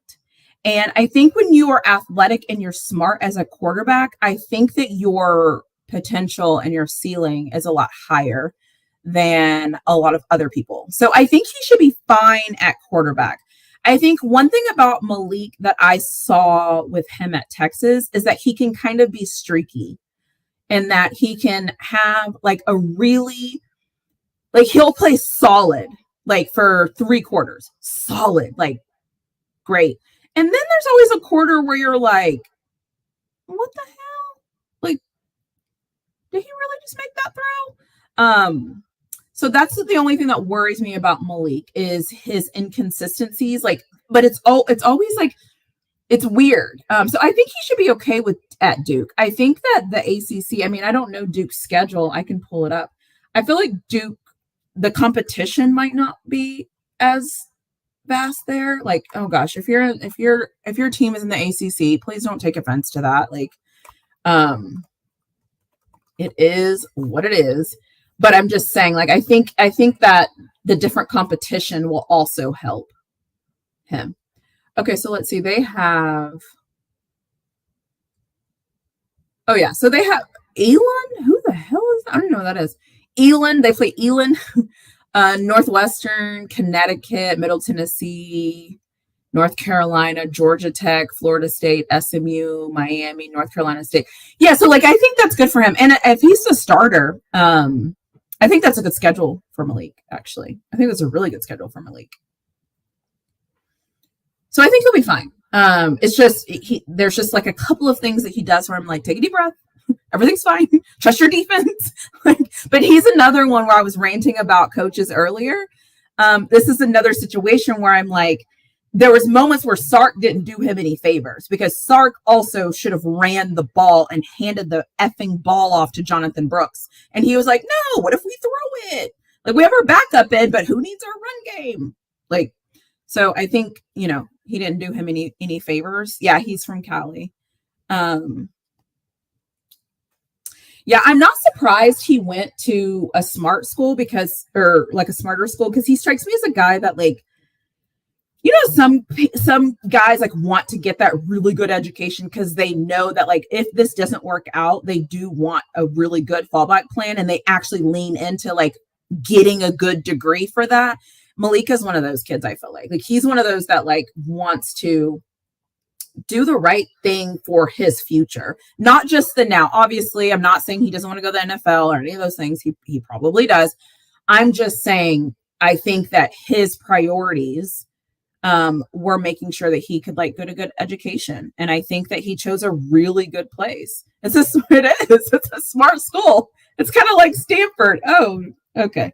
It's not like Stanford, but like technology wise, Duke has a really good program. And you know what else I was thinking too? For college environment, somebody please correct me if I'm wrong, because I have ever been to Duke's campus. I've been to Duke's campus once, but I didn't like explore. But they have a good basketball program. So like I like those programs. I like programs that have like solid other things. That's one of the, like, obviously I'm a Texas fan, hook 'em. But that's one of the reasons why like I think I don't want to say easy, but I think that it's cool for people that come to UT because you get to live in Austin, which there's not a lot of places in the US that are like Austin. But you get to enjoy, obviously the football program is amazing, but you also get to enjoy like other sports that are also really good. And so there's so many other things going on. It's not just about that thing. Like you get other things and other experiences. At least that's how I chose the school, but so I think it's good. Duke is here in my hometown. See, okay, but the way that you got triggered when I said Stanford, that's what I'm saying when it comes to coaches. That's why I I released the video about like coaches lying in coach speak, that also gives me pause. Like, I know you all lie. I know you all like don't do things in the best interest of the team, but yet you want me to trust you? No, I don't want to trust you. No, I actually don't trust you. I'm just going to keep it. I think I've already said this. I don't trust any coaches. Let me rephrase that. There are 2 coaches that I trust. No, there's one coach that I trust. And the other one is Texas volleyball coach. Like he's slowly earning my trust. I only trust Mike Tomlin. Mike Tomlin is the only coach that coaches any professional sport that I trust. And I still have trust issues with him too, because there's some things that he does sometimes where I'm like, but overall, I trust him. But the level of trust is not like, it's not high, but it's higher than other coaches. So it's like, just heads up. I don't trust any coach. There's not one single coach that I will say I trust them 100%. There is not any coach that I will say I trust them 90%. However, I will give Mike Tomlin 85%. And if I want to be nice, I'll give him a 90. I'll say there's only one coach I trust 90% of the time, and that's Mike Tomlin. Everybody else? No. And before somebody asks in the chat, not even Steve Sarkisian, okay? I do not trust him either. So that is just how I am with coaches, because they have shown to me over and over and over and over that they are full of crap. So I will not trust them. I have trust issues when it comes to coaches. And if you don't understand that, that's fine. It doesn't mean what I'm saying isn't true, because these coaches will screw up something in a second. Like, you could be at home yelling at your TV and you're yelling and you're like, do this, you see it, you're seeing it. You see it because because you're watching on TV. So if you're watching on TV, in your mind, you're like, I know the coach knows, right? Because he's watching film, he's studying, they have a game plan, they're talking in their headsets, blah, blah, blah, blah, blah, blah, blah, blah. They know. They don't. So I don't trust them. The only other coach that I have slowly, and I still don't trust him 100%, is the Texas volleyball coach. And that's because, Texas volleyball is back-to-back national champions, hook 'em. And the reason why, though, I had trust issues with this coach is because we kept making it to the Final Four for years. I think like 4 out of the 6 years or something crazy. And he wouldn't fix his defense. For those of you that don't know, I play volleyball, so just let me go on this tangent and then I'll back out of it. He wouldn't fix his defense. His defense was terrible. He would not go recruit. He would not do anything. He would only depend on his athletes to win games for him, but he didn't focus on the foundation of volleyball, which is defense. There's 3 touches on the ball. Unless you touch the block, then there's 4. You have to have somebody that can pass the ball to the setter. You have to. And then you have to have somebody that can play defense. And the Texas coach decided for 4 seasons or so, he was like, we don't need a defense. We'll be fine. So he's making it to the finals and making no adjustments. Every year, finals. Every year, semifinals, finals, semifinals, finals, semifinals, get knocked out, Elite 8, whatever. And he wasn't making adjustments. So I did not trust him. No. And then a couple of years ago, there was like a whole like beach volleyball. Anyways, doesn't matter how. The man starts going to get defensive girls. Defense. They can play defense. They can dig the ball and they can pass the ball to the center. And guess what happens? Texas is back-to-back national champions in volleyball.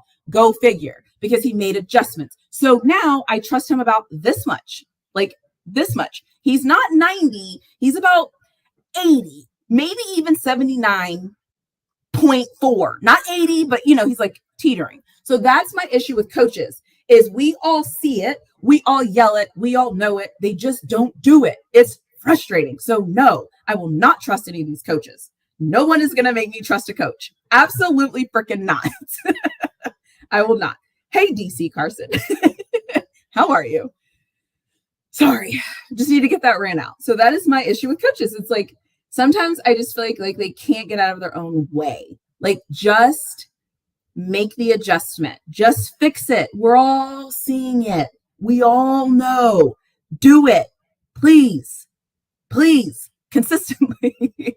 So that's my issue with coaches. And that's how I'm gonna do it. So yeah.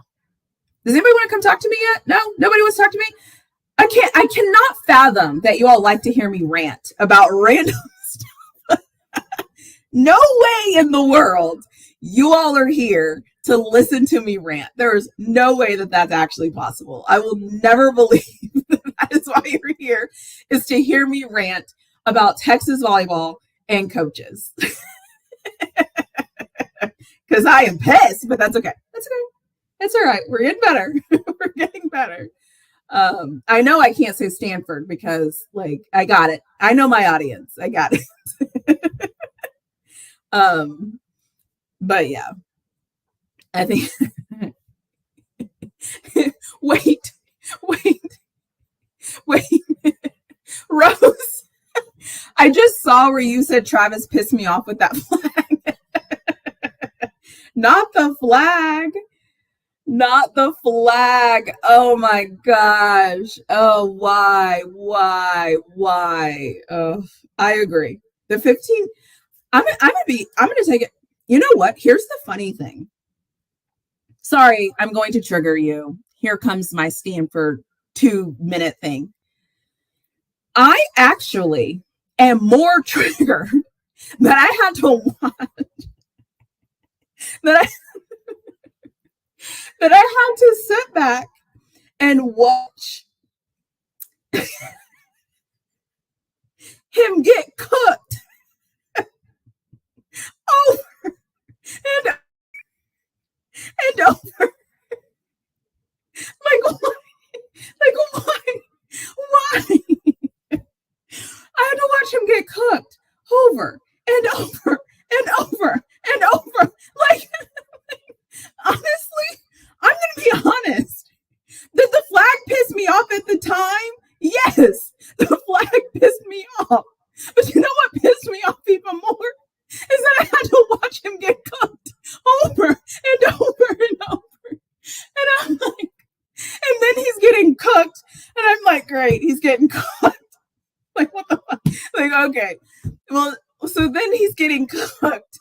And then he comes out on offense, catches the touchdown, and he goes to the sideline.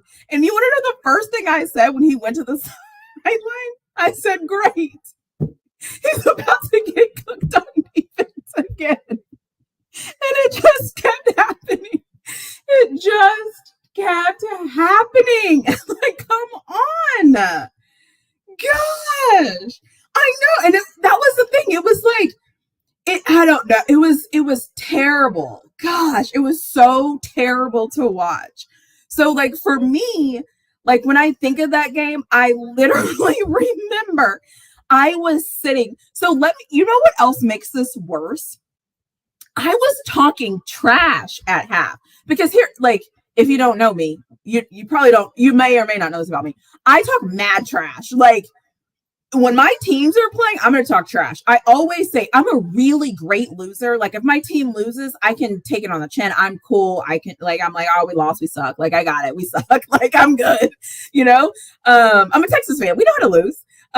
And so, like, when we lose, I'm like, all right, we lost. But when we win, best believe I have things to say. So I will never forget this. I'm reclining, minding my business. And I'm like, oh my God, 29-0. Like, all of a sudden we can block. All of a sudden we can do these things. Like, who is this team? I kid you not. I started to unrecline my chair. Like, I started to pace and walk back and forth. I was like, it wasn't funny, but I couldn't do anything but laugh because I'm telling you, it was just like over and over and over. And I'm just like, are we really going to let this man get cooked? Like, and we did.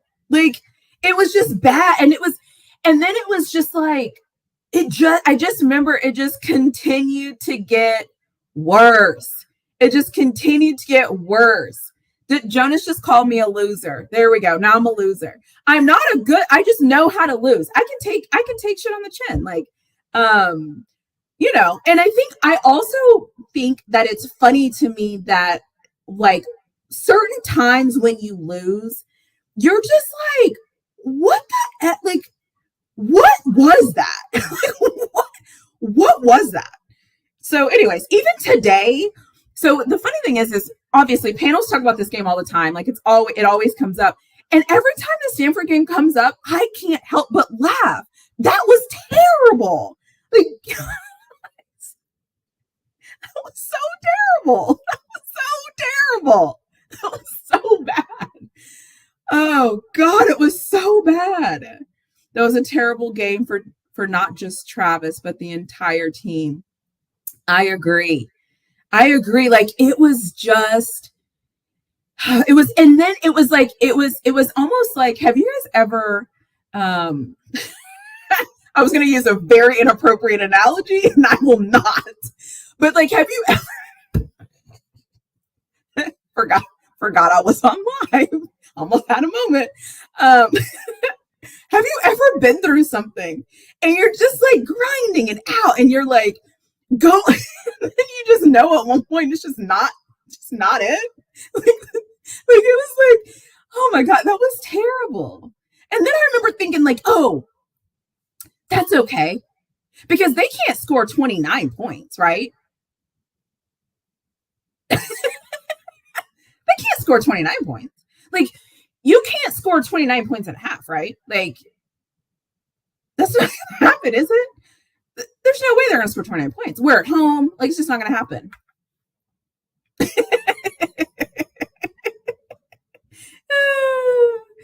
It happened. So, yeah. That was my Stanford experience. I'm like, what I don't know. That was so bad. And then my crazy self was like, that's okay. We're going to recover. We needed this bye week. We're going to come back stronger. They did. They scored 27 in a quarter.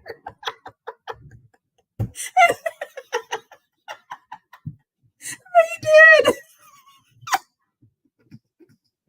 And I was like, it's okay. Everything is fine. And then, oh my God, when Zay jogged into the end zone, they were going. No, it was like, it was just so bad. It was so bad. Like, God, it was so bad. It was so it was so bad. Oh my gosh. I was like, gosh, is this real? Like, is this really happening? Is this real? Like, I just couldn't. Like, I just couldn't fathom that. Like, it was wild. But you guys want to know why it was wild for me? Being a Texas fan. So this is why this is funny for me. This happened when Texas played Oklahoma. So Texas was up, I think they were up by like 21 or 24. They were up by like something. And I was like, okay, we got this, right? And then this is what this story gets better. And then what happens is that so Texas was up and we were like, we've got this, like, we're going to win, like, we're good, like, this is a rival, like, FOU, like, they suck, because that's like what we do, you know. And then Caleb Williams came into the game when he was at Oklahoma and cooked Texas and beat us. So for me, it's like, I don't want to say like I've been there, done that, but like it's kind of similar because I'm like, there's no way, right? Like Oklahoma's going to come back and beat us. Like Caleb Williams, like, yeah, I remember the announcers like talking about like his accolades and how great he was and and he's this and he's that. And I was like, man, whatever. And Caleb Williams cooked us. And that's when I knew that Texas sucked. Okay. So the same way that I can acknowledge that my beloved Longhorns go and are playing OU and are about to win this game and they're up 21 and doing all these things and they blow a lead when Caleb Williams comes back in, and I say to myself at that time, I knew my Texas team sucked. Okay, we sucked, and I knew it in that moment. We sucked. I knew in that moment we were screwed. I knew in that moment that we sucked. And so therefore, my persona moving forward was like, my team sucks. I can recognize it. I can acknowledge it. I've been here. So that's why for me with CU, I'm like, I've seen this story before. I've lived this story. I lived this in 2021. This is the same story. I've lived it. I've lived it. And again, like right now, Texas is like, their football program's doing great. So like now I'm like, okay, let's go Texas. Like, let's do this. But don't you think for 1 second, I don't know who my team is. Don't you think for 1 second that I don't know that the Texas Longhorns blow leads? Because we do. And it still concerns me. That's why I have trust issues. That's my whole thing. It's like, I'm not new to this. Like, this is how it happens. So I watched my team get cooked. Then I watched Travis Hunter, bless his heart. Like, I know this. And then Travis Hunter gets the 15-yard penalty. He's like, F this, I'm tired. I'm tired of you embarrassing me. I'm tired of this crap. You know what? Whatever. Like, I just can't. I just can't. Unfortunately, the pattern is when CU gets cocky, they lose in a bad way. And you know why, DC Carson? The same reason the Texas Longhorns lost a big lead. They got cocky. But what happens is when you're not very good, that's why it's like you can tell a good team from a great team. And you can tell a mediocre team from a great team, because mediocre teams get excited when you do things you're supposed to do. That's how this works. So you can always tell how a team thinks they are by how they react to things. That's the thing. And this might sound terribly negative, and I am sorry if it sounds negative, but it just came to my mind. The same is true for fan bases. If you look at sports and look at their fan base, you can tell what type of team you're dealing with, because the fans will tell you, for example, hear me out. If somebody said something negative to me about Texas right now, I would be like, okay, I could see that. Okay, cool. Yeah, that's a good point. Yeah, okay, cool. Why? Because I have faith that we're going to fix it, right? Faith. That doesn't mean like I have faith that we might fix it. Okay, I can take that. I can take any criticism you have on Texas right now, just like I can take any criticism that you have on the Steelers right now, just like I can take any criticism that you have on Colorado, because that's what happens. And sometimes your team and your fan base is telling you what type of fan base and what type of team you have. For example, go talk to somebody that's cheering for Oklahoma State right now or Ohio State right now and ask them how they feel about their squad. They don't care what you have to say about their team, because they know their team is good. They don't care. They're like, okay. Like, obviously when you're doing sports talk, they're going to have this bicker back and forth, but they are who they are. It is what it is. Go argue with somebody in Alabama's fan base. Go argue with somebody in LSU's fan base. Go argue with somebody. Like, if you have a solid program and a solid team, you take on the behavior of your team. You just do.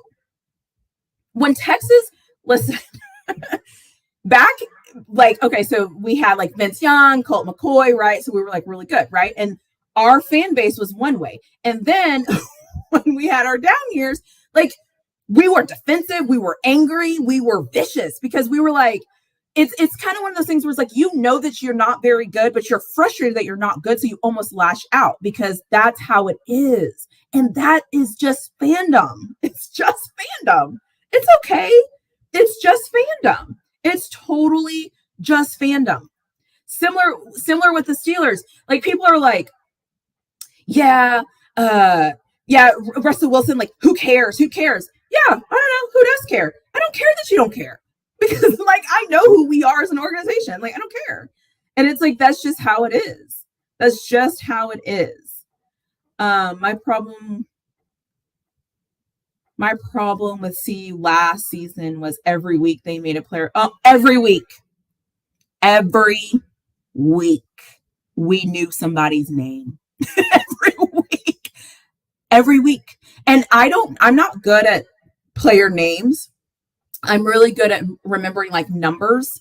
But with CU, I'm like, oh, I know him. Like, I'm like, yeah. Do we even need to talk about the Oregon game? Let's not even do Oregon. Let's not say we did.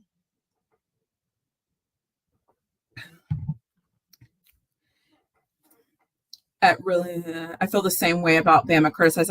That's it. It's like, but that's the thing. It's almost like when you know something you have is solid, you don't defend it. Why do you? Why? I don't care what you think. I know what I got. I don't care. Like, I don't care.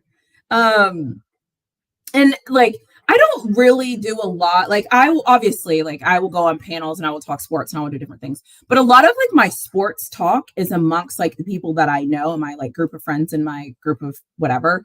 The amount of trash we talk about our teams while still being like, but they'll figure it out. Like, you know, it's like, it's just what it is. It is just what it is. That's what, and it's funny too, because like people will say like, Texas just got good. Texas. I'm like, all right, your team sucks. So what are we talking about? Like, what are we talking about? Like, the only fans, like, and the funny thing is I also know who Texas is. So I'm good. I'm not, and DC Carson, you know this, I am not going to say right now, Texas has a better program than Alabama. I haven't seen that. I can say Texas beat Alabama, but I can't say Texas has a better football program than Alabama. I don't believe that. Okay. But I will still talk trash. I will still talk trash all day of the week. I can't say Texas has a better football program than Georgia. I can't say that. I haven't seen it, but I will still talk trash. Like, because that's what I do. Like, I'm a fan. I'm going to talk trash. And that's okay. Like, I got that. But it's like, when you talk trash and the team that you're talking trash to me about wasn't very good. Like, okay, whatever. Let Shiloh stop. Please, no Oregon. Okay, here's the thing about Oregon. Why is this making me giggle so hard? Here's the thing about Oregon.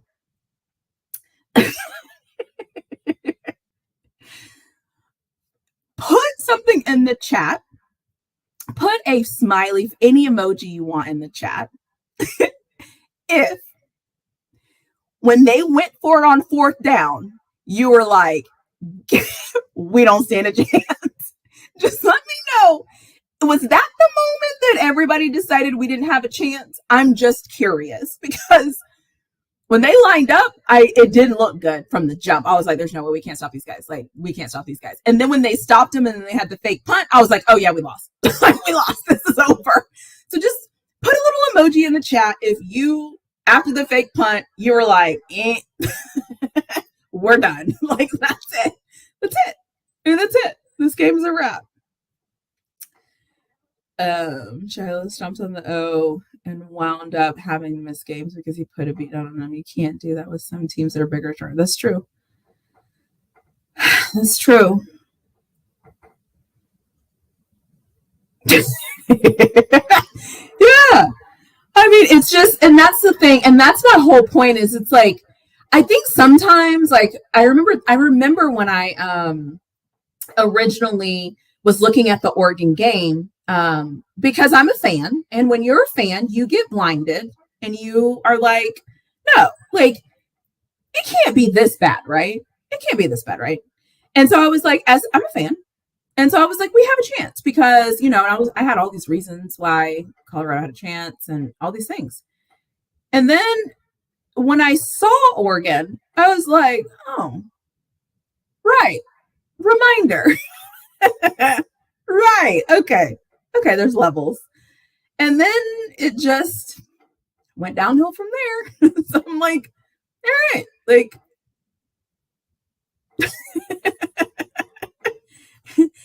that's funny. The funny thing about that is I think Beyonce was in town. I think that was the weekend Beyonce was in town. And I remember thinking, what's the worst that could happen here? Like, what's the worst that could happen? Well, the worst that could happen happened. Go. And it's people saying they want to play Oregon again to get their lick back. You need to leave that lick alone. Sometimes you just have to sometimes you just got to take it on the chin and keep it moving. It's fine. We've all been there. We've all been there. Yeah, we've all been there. We've all been there. You know what I mean? I've been in situations. It's like sometimes you're outmanned and you're just they're sometimes people are just better. And that's okay. That's okay. Now you know the standard, and that's okay. But here's the thing. We went through and I'm going to keep making this Texas comparison because I think when people hear me talk about Texas, you will realize I've been here before. So this is why I talk about Colorado the way I do, because I've been here before with Texas. Okay. Alabama comes to Austin last year, right? And I kid you not, all around town, all in our circles, like we were all saying, okay, this is our chance.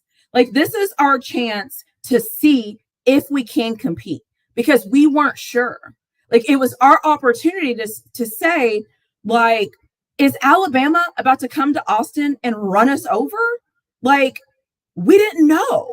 We didn't know. Like, they had Will Anderson and Bryce Young and like all of these guys, this amazing offensive line. And like, it's Alabama, right? And we didn't know. We were like, we can't compete with these guys. We're going to freaking try. Like, that's what that was our mentality going into playing Alabama when they came to Austin. Like, we actually didn't know. And then, hell, I feel like before, like LSU came to town, same. Like we didn't really know who we were. And so for us as a fan base, because I think we're a healthier fan base, is we know what time it is. We want to see our team matched up against the best, because that is how you figure out where you're at against the best. So Alabama rolls into town, and I kid you not, we're like, all right, let's line it up. Okay. So warm-ups happens, and we're kind of looking like, all right, like size, check. Physicality, check. We don't have any Will Anderson, so no check. We don't have a Bryce. We don't have a Bryce Young. No, we're not there. But we look it. Okay, we look the part. We look good. Okay, we look good.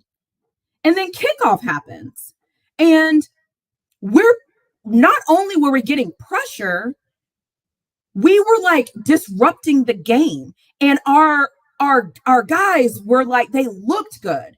They were competing. We were winning the line of scrimmage. Like we could run the ball. Like we came out. And to be fair, if you're an Alabama fan in the chat, please let me know. Or if you're any football fan in the chat and you remember this game, I remember there was a point where I said, I bet Alabama is shocked that Texas can compete with them. Because also that game, remember Alabama was like doing random, like they had random penalties. I mean, Alabama was holding the hell out of Xavier Worthy. Like they were playing out of character, because I think Alabama was like, whoa, okay, these guys aren't soft. Like, they might, like, okay, we can compete. And then, we're competing. It's a good game. Obviously, yours leads the drive. Then he gets hurt. Okay. And yours gets hurt. And I remember thinking, if we are a good team, we can overcome him getting hurt. That was my thought process. And I'm like, I don't know who we are, but I think that we can overcome this based off of what I'm saying. Because again, we looked the part, and we did. And we had Bijan Robinson, and at the point we had Sweat and Worthy and Murphy and all the guys that you're now seeing that are going into the NFL. Like, we had those guys at the University of Texas. So in my mind, when we played Alabama, that was our test. And yes, we lost the game. There's no moral victories. Forget that. If you think there's moral victories, there's not. Okay. There's no moral victories. That's like getting a participation trophy. Forget the moral victory. But my point is, we knew in that aspect we could compete. And once the fan base realized we could compete, our expectations rose just a little bit higher. And what that Alabama loss did to us as a fan base is it showed us that we're there. We're so close. Like, it showed us how close we were. And then the season goes on. We finish 8-4, whatever, what have you. But then coming into last year, we knew we had to go back to Tuscaloosa, and play Alabama again. And we knew, okay, this is what happened last year. Yes, Bijan Robinson left, who was our running back, who was phenomenal, but that's okay because we had Jonathan Brooks, and we've always had really good running backs. And so we walked into Alabama with confidence, with our heads held high, because we showed that we belonged, and we did what we did. I don't even know when the last time somebody beat Alabama at Alabama. A night game, like, we beat them by 10, and we looked good, and we were wearing white. Anytime you look good as a football team and you're wearing white, like, something about that I like. That's a whole different conversation for a different day. So my point is, that is what I'm used to as a football fan. I'm used to that progression. I've seen this progression. I've seen Texas go like this. That is who we are. We are up and down. Back in the day, before I was even born, Texas football was amazing. I wasn't born then. I was born in this era. So I've seen us have the best athletes. I've seen us in 2002 and 3 and 4 and 5 and 6. Like, we were really good. So I've seen us be really good. I've also seen us be really bad. So I know what really bad looks like. So it's like, just to put in perspective, I've seen this story. I've seen this movie. I had a ticket to this movie. I lived this movie. Like, I've experienced this. So that's why for me, when I see certain things, I'm like, oh my gosh. And so now Texas leaves the Big 12 and goes to the SEC. I don't know how they're going to compete there, but I know I have expectations of them now to be consistent. That's my expectation, because they've shown me now that they can do that. So now they have to prove it. This is their prove it year. That's where I'm at with them. With Colorado, I don't know what my expectations are yet. So that's kind of, I expect them to be better, but I just don't know, because that's what happened with Texas. Like, this is the same story. So a lot of people hear my takes and they're like, you don't know what you're talking about. You don't know. And I'm like, my takes comes off of background and my experience of what I've seen in college football with my own team. I've seen this. I've seen this before. I've just seen it. And now, like, let's be real. Now you go places and people are like, Texas is going to compete and has a chance to be in the SEC championship game. It doesn't matter if you as an individual believe that Texas has a chance to be in the SEC game, the SEC championship game. That doesn't matter. The point is that people think Texas should be there. That's the thing. That's why I always say Texas is back. Because when Texas is back, people put us in with good teams, because that's what it means when your program is surging, is you get put up against the best of the best. And so that's why for me, I'm like, Texas is back. Let's see. Like, let's see if they hold on and let's see if they do what they're supposed to do. Let's just see. I mean, they should. I mean, I don't know if they will, but they should. And I hope that they should. And I'm cheering for them. But it's just like, let's just put everything in context because it matters. And context always matters when you're watching sports. But that is why I have certain opinions that I have, is because I've lived this. I've seen this. I watched how Texas built their program. I watched Texas go 5-7. And then I watched them go 8-4. But when they went 8-4 was the year they competed against Alabama and should have won. And then I watched them go whatever they were last year, 11-1 or whatever. Like, I've seen this. So that's my hope for Colorado, is that they do the same thing. That's it. That's it. That's why I'm like 7-5. If Colorado goes 7-5, I'm going to be giving them a standing ovation. 7-5 is great. That's amazing. Exactly. Like, this isn't my first rodeo. Like, just because I'm a woman, just because you think I don't know things, just because you don't know, like, I got it. Like, you don't know how much I love sports. That's fine. You don't know how much I've watched sports. That's fine. But I'm telling you, the things I say them for a reason, because I've seen it. And that is why when I make videos and I'm like, this is what I want Colorado to do, this is coaches speak, like, I'm saying it because I've lived this. And now all of these things I just run a rant on for the past 5 minutes, now my team is leaving the conference that I watched them build their team from. So that's why my opinions are the way they are about the Big 12, because I've seen this. I've seen this story over and over and over. So that's why it's like, I mean, take it or leave it, So people are like, oh God, you're being so negative. That's fine. I'm just being honest. This is just what it is. And not everybody's going to like it. It's not my problem if you don't like it. It doesn't make it not real. It doesn't make it not true. So that's what I always say, is like, I'm always going to lean into my knowledge, because that's what you're supposed to do. So that's why I have the opinions I have. And, come for my team. That's fine. I don't care. Like, I'm going to lose sleep. I don't bet on them ever. I'm not betting on Texas. I don't trust the coach. Are you kidding me? You think I'm going to bet money? No, I'm not betting money for Texas until I believe. And I don't know. I don't know. I don't know if I'll ever, I don't know. That's a whole different, I don't know if I'll be at the trust point. I say 6-6, but that's good for tier. That is good. That's great. I think it's not great. It's good. It's good. And that's it. I mean, I don't know. I'm just one of those people that, like, expectations really matter to me. Hey, Coach Dre. And that's why for me, it's like, I always say, I will never have an opinion on something without a reason. I'm always going to have a reason.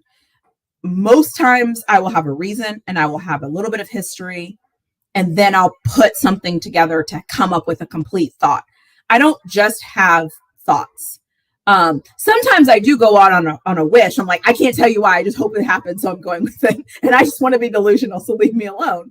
But that's just how I am. So that's where my opinions and thoughts come from. And that's how I view sports, like, through the lens of, they will figure this out. It will just take time. And then along the way, there will always be tests leading up to that. And that's fine. It's totally fine. I think that's just my world and how I think about stuff. So you might think about things differently. That's fine. But this is my channel. Because it's my channel, I get to talk about stuff how I want to talk about stuff. It's fine. Coach Troy, how are you? Did you see the eclipse? Did you wear your glasses? Who saw the eclipse and who wore their glasses? Since nobody wants to talk to me. Nobody wants to come on my panel. My panel must not be a safe place. Gosh, I really got to work on making my panel a safe place. Guess I failed at life.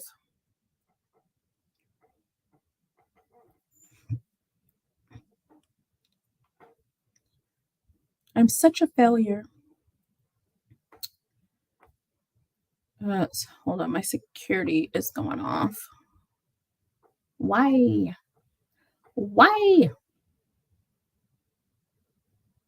Okay, there it is. I would love to come on, but I'm trying to work and listen. It's okay. It's okay if nobody wants to talk to me. The funny thing is if I wasn't on live, what is this, Monday? If it wasn't on live, I would probably be making content right now. My life revolve like this is gonna sound really ridiculous, so don't judge me. But got today.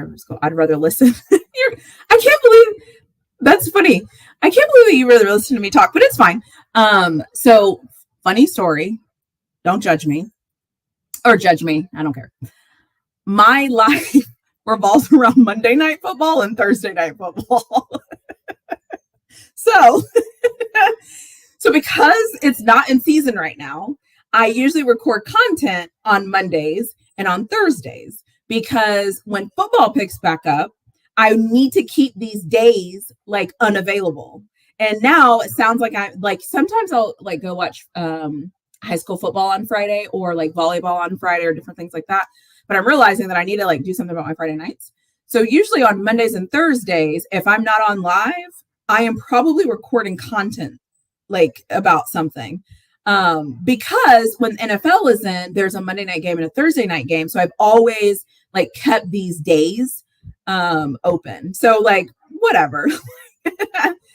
I don't want to say my life revolves around football, but it's hard at like in the off season, I try really hard to maintain the same schedule so that when the season starts, I don't have to like make adjustments. I can still like show up and do what I need to do and I can watch football. And then the NFL pisses me off because they're like, oh, by the way, Cowboys Giants on Monday Night Football. And I'm like, oh, great. Nobody wants to see this crap again. But whatever. I just made a video about that, so I won't talk about that. Same. Well, not on Thursdays. Yeah. And the Thursday night games like aren't the best, but I've also realized like how it works for me with my school schedule with grading. Certain nights I've realized are better nights for me to grade. So I usually like spend my grading time. I will grade on Tuesday nights and Wednesday nights. And then like on the weekends, you know, or like if it's finals week or whatever. But also like me keeping a schedule helps me with my students because I can say to them, hey, like I'm available Monday or Thursday. Like does a Monday or a Thursday work for you? That's always my go-to. The funny thing is my girlfriends that like don't watch sports. Obviously they know I'm a huge sports fan and they will say stuff like, hey, I know it's like off season, but it's Monday. Like you want to go to dinner or whatever. And so it's like cool to like hear how they talk about it. Always put the under. Yeah. The Thursday games are brutal. They're brutal. But it's nice. Exactly. It's perfect background. It's nice. It's nice for me. And the other thing too, I will do is like in my gym, my little workout space. Every time I say little workout space, people are like, shut up. There's like a TV and stuff in there too. So Thursday night football in the gym is like a perfect thing. So anyways, so that's why I'm always like Mondays and Thursdays are usually my days where my ashy elbows again. That I call them just like my days where I can kind of do whatever, you know, take that in context. Like I can't do whatever. If I could do whatever, I'd be on a beach right now in a bikini. Minding my business. Where would I go? If I could go anywhere in the world right now, where would I go? Whose beach do I want to be on right now? If I could go anywhere in the world, well, I don't know. That's a good question. If I could go anywhere, look, I'm like asking myself questions. If I could go anywhere in the world, where would I go right now?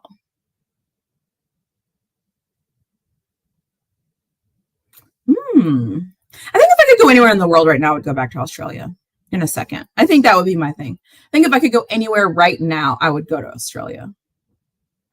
Although, yeah, I would go to Australia right now. If I could get on a plane. Maldives, St. Martin. Yeah.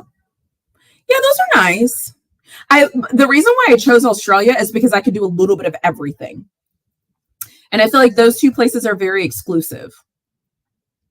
Like if you go to the Maldives, like there's not a lot of other things that you can really do. But like if you go like in Australia, like I just remember like exploring and like doing a lot of things and then like going to other places, like going to Sydney and then going to Brisbane and then like going places. So that was cool. But yeah. But who knows? I might change my mind. I'm a Gemini. Geminis can change their mind. Anytime, any place, anywhere, a Gemini can change her mind. The good and bad thing about being a Gemini. So far, it would be good. That's right, Jonas. Black power. That's right.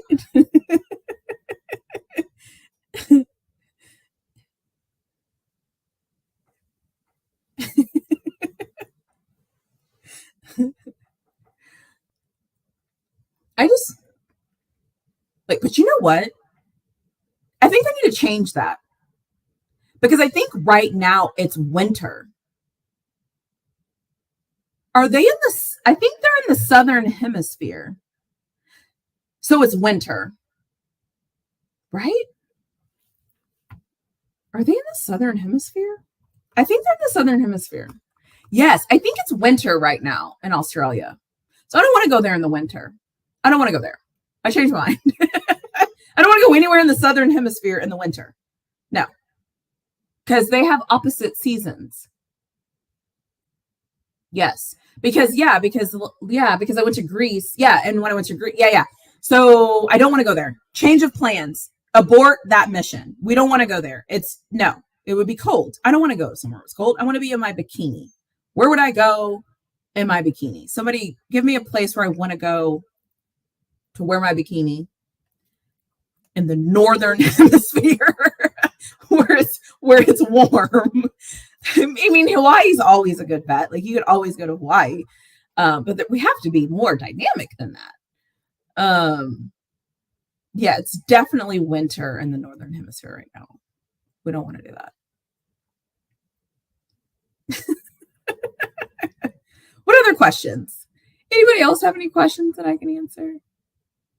Any thoughts? Anything you want me to blab on about? Any information that you didn't know that you needed to know until you heard me talk about it? British Virgin Islands. Yeah, the weather's always nice there. I wouldn't mind there. I mean, like, let's be honest. I wouldn't mind any of these places. Favorite Coach Prime moment? That's a good question.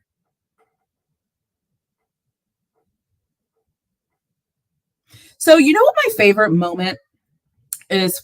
When Coach Prime and Shador walk to the goal, walk to the end zone, and then turn around and walk back. I just got chills thinking about that. Something about that moment, every game, every time, because I watched him do that at Jackson State. And I remember when he did it at Jackson State, I was like, it's so cool. They like have their moment, whatever. And then when he did an interview and he was like, yeah, we've been doing that since we were kids. And he's like, I'm his dad, like as he walks to the end zone. And then when he turns around and then it like, I just love that. I love Coach Prime as a dad.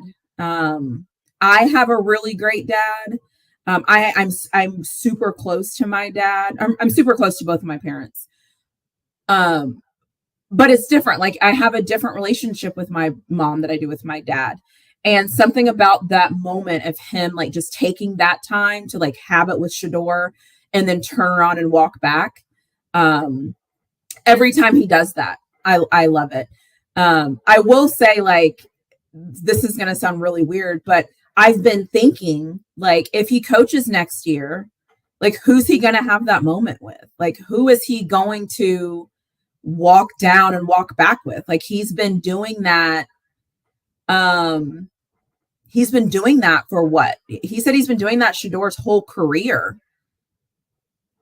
So, I mean, yeah, so that's my favorite moment. I like seeing, when I used to watch the videos and like, I like seeing Coach Prime be a dad.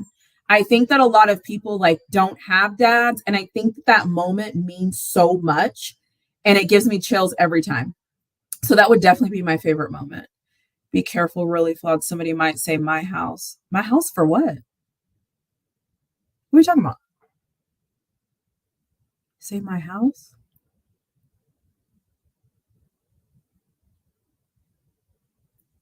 I think I missed it. Somebody might say my house. Oh God, what did I say? Did I say something? I was hoping he did the walk with Ryan Staub at the Utah game for half walk. I think he can't. I don't think. I think it's actually like. I think it's bigger than that. I think it's like their moment where they can just take a deep breath. Like the thing that I've noticed about Shador and Coach Prime is they have a certain kind of relationship. And if you are a parent or if you have that relationship with a certain child, like, you know what I'm talking about. I feel like they have this relationship where they trust each other. Like there's a calm in their relationship. There's like a calmness, there's a respect, there's something about their relationship.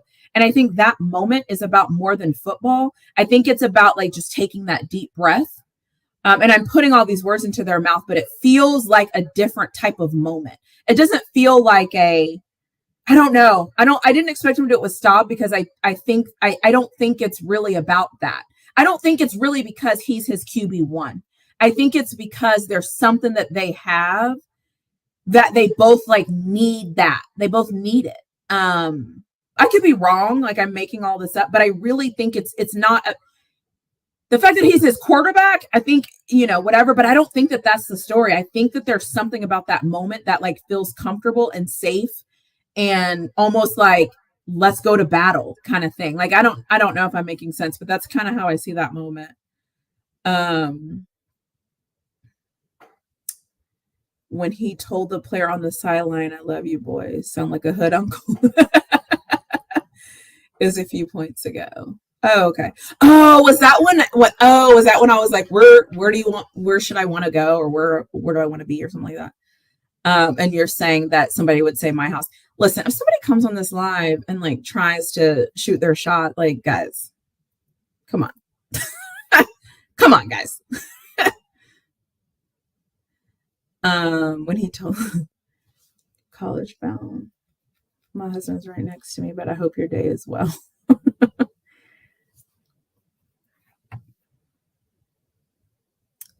There was somebody that said something earlier that I didn't see. It's kind of funny because like reading what Rose said, what's funny is sometimes, like, because I feel like we are always in communication with each other, it's like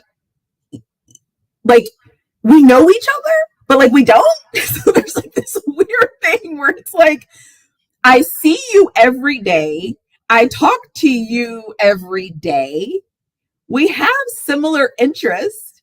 And sometimes it gets a little bit personal. And sometimes, like, let's be booze, but not like that, but maybe, but let's not, like, it's like this weird, like, it's like, no, I think you might be amazing. I think you might be cool. I kind of like the things that you have to say. I kind of like, whatever, but like, maybe it's weird. I do that too, though. In the chat, I'm like, hey, love, how are you? And I'm like, oh, that probably sounded very whatever. But like, I've been talking to you every day now for fucking whatever, for like 4 months at this point. Hey, I don't know. It's weird. Not Jonas saying shoot or shoot. Oh, gosh. That's funny. That's really funny. That's really funny. I think that's what happens, though. You're just like, hey, like, I don't know. But I get it. Like, I get it. I got you, Rose.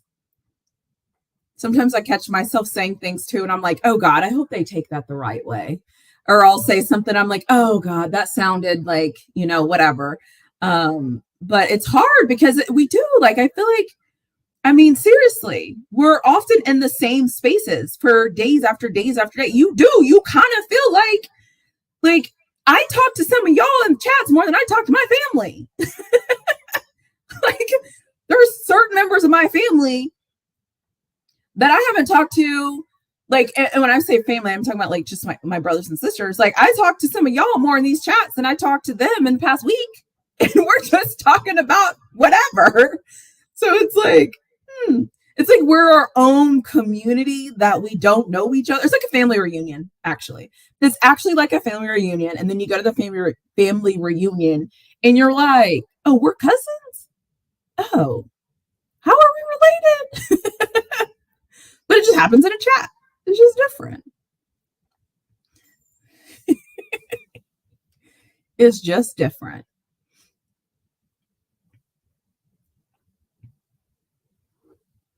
You know what I was just thinking is this is a really random thought, but hold on. Processing. Brain processing.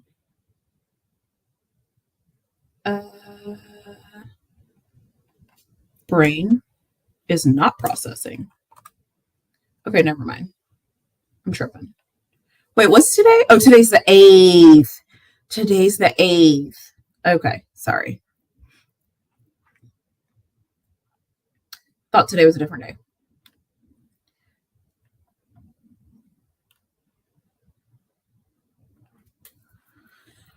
What else? What else can I answer now that I had that false alarm? What I have to do is on the 10th. I was like, great. I just missed an entire presentation because I'm on live. Instead, I'm going to stop this live and I'm going to send this in and say, look, this is what I think. This is me presenting. Oh, gosh. My phone started ringing and I was like, oh my God, did I forget to do the thing that I was supposed to do? But I didn't forget. Did anybody watch my NFL realignment video yet? Anybody? Does anybody feel like the NFL should realign? Because I do. But I don't want to talk about it if you didn't watch it.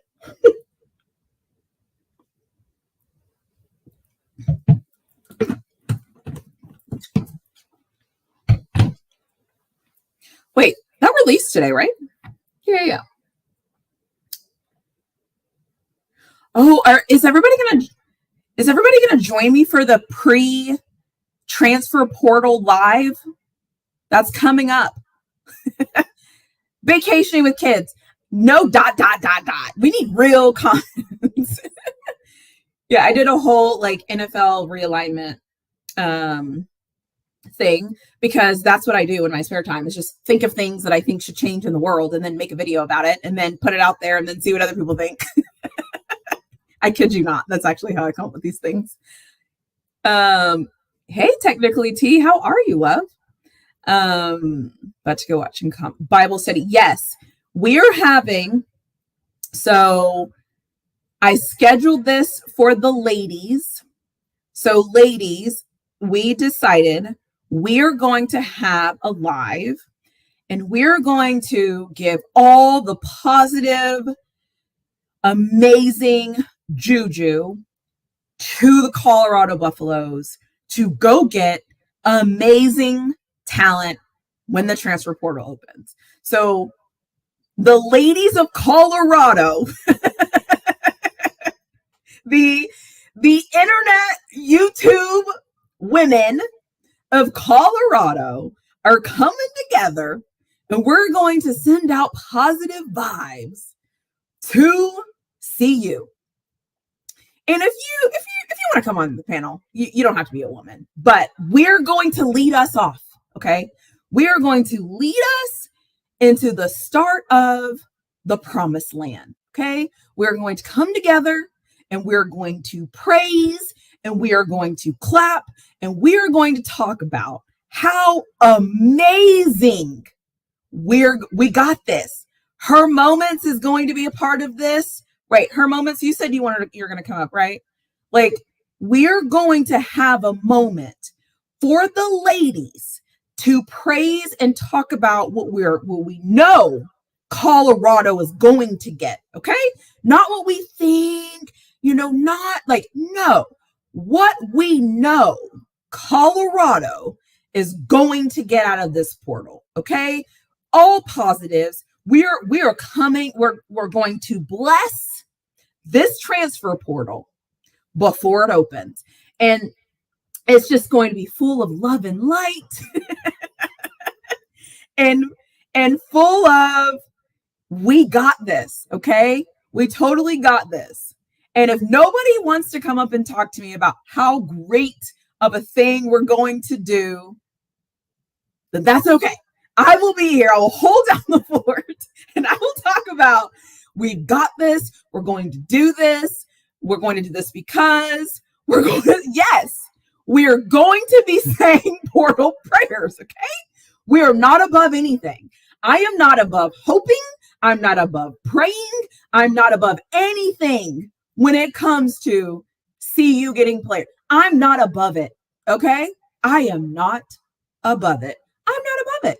I am going to show up and I'm going to love on my team. I'm going to show support and I'm going to show that we got this. We can do this. We can do this. We got this, okay? Like, whatever it takes.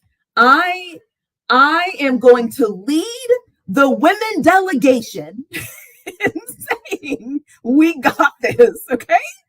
Ladies, if you want to take part, you do not have to turn your camera on if you don't want to, okay? You can stay behind the screen. You don't have to come on and talk. But ladies, if you want to join me at the very beginning for the first whatever to say what we need to say, you are more than welcome. If you don't want to join me, that's okay too. No judgment here. Anybody can join. We're going to shed love and positivity, and we're going to do whatever we can. Rose is going to come. Rose, are you going to come up?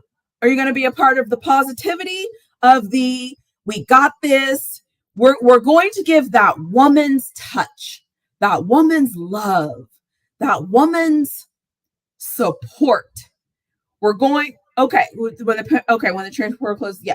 Like, we're going to give you all the love. You know what I mean? That love. It's going to be, and you know what? I think we might have a panel full of Black women. But if you're a white woman or any other race and you want to come on and you want to be a part of this love and compassion and caring for this team, you are more than welcome as well. So we're bringing the ladies together. We are rallying. We are going to do this. We're going to bring this home, okay? We are going to bring this home for our team, okay? We got this. We got this, okay? The live has already been scheduled for next week. I don't know what time I scheduled it for. What time did I schedule it for? Oh, schedule it for 3:30 Central, okay? That is our time. It is our moment. We've got to do this. Whatever it takes, okay? Whatever it takes. I am not above it. I am not above doing whatever it takes. All right? I'm all in. I am all in. I am all in. I can have doubts and I can have concerns and I can still be all in. But damn it, we need some linebackers out of that transfer portal. And I will be on live praying for them, okay? I will do what I need to do. And if you don't believe in God and you don't believe in prayer, that's okay. That's okay. That's okay. Just come and be a part of it. Good vibes. Good vibes only. Positive circle. Positive circle. Love, guidance, support, all of it. We're offering it for free. For free. Okay? 3:30 p.m. Central. I don't know where you're located, but we've got to make this happen. You know what I mean? Like, whatever it takes. Okay? We're going. We're going for it. We are going for it. And you know what? When that transfer portal opens and these positive things happen, just remember who started it. Just remember who took the extra time to really give to this program. You see what I'm saying? That's it. We come to you today asking for a left tackle. That's it. That's it. I'm going to be asking for linebackers. Okay. Spoiler alert. Okay. I need to get my best speech. Okay. I need to be good for 2 weeks while the transfer portal is open. I need to be very disciplined. I need to do all the things. I need to do what I need to do. Okay. So I can do my part in bringing home what we need. Because if we got this, we can do this. We can do this. We can do this. Sweet baby Jesus can bring us to the promised land. Okay. Can I get an amen in the chat? Y'all think I'm joking, but I'm being serious. I'm being really serious here. Okay. We need this. We really, really need this. and I'm just saying, like, whatever it takes. Okay. So if you're interested in that kind of thing, make sure to come back next week, same time, same place. No, but seriously, like, we will be here. I know that this sounds like I'm joking. I'm not kidding you. If you go look on my page, this is actually scheduled. What did I call it? Live Transfer Portal Positivity Circle. Okay? Like, we're coming with it. This is it. This is it. This is what we've all been waiting for, right?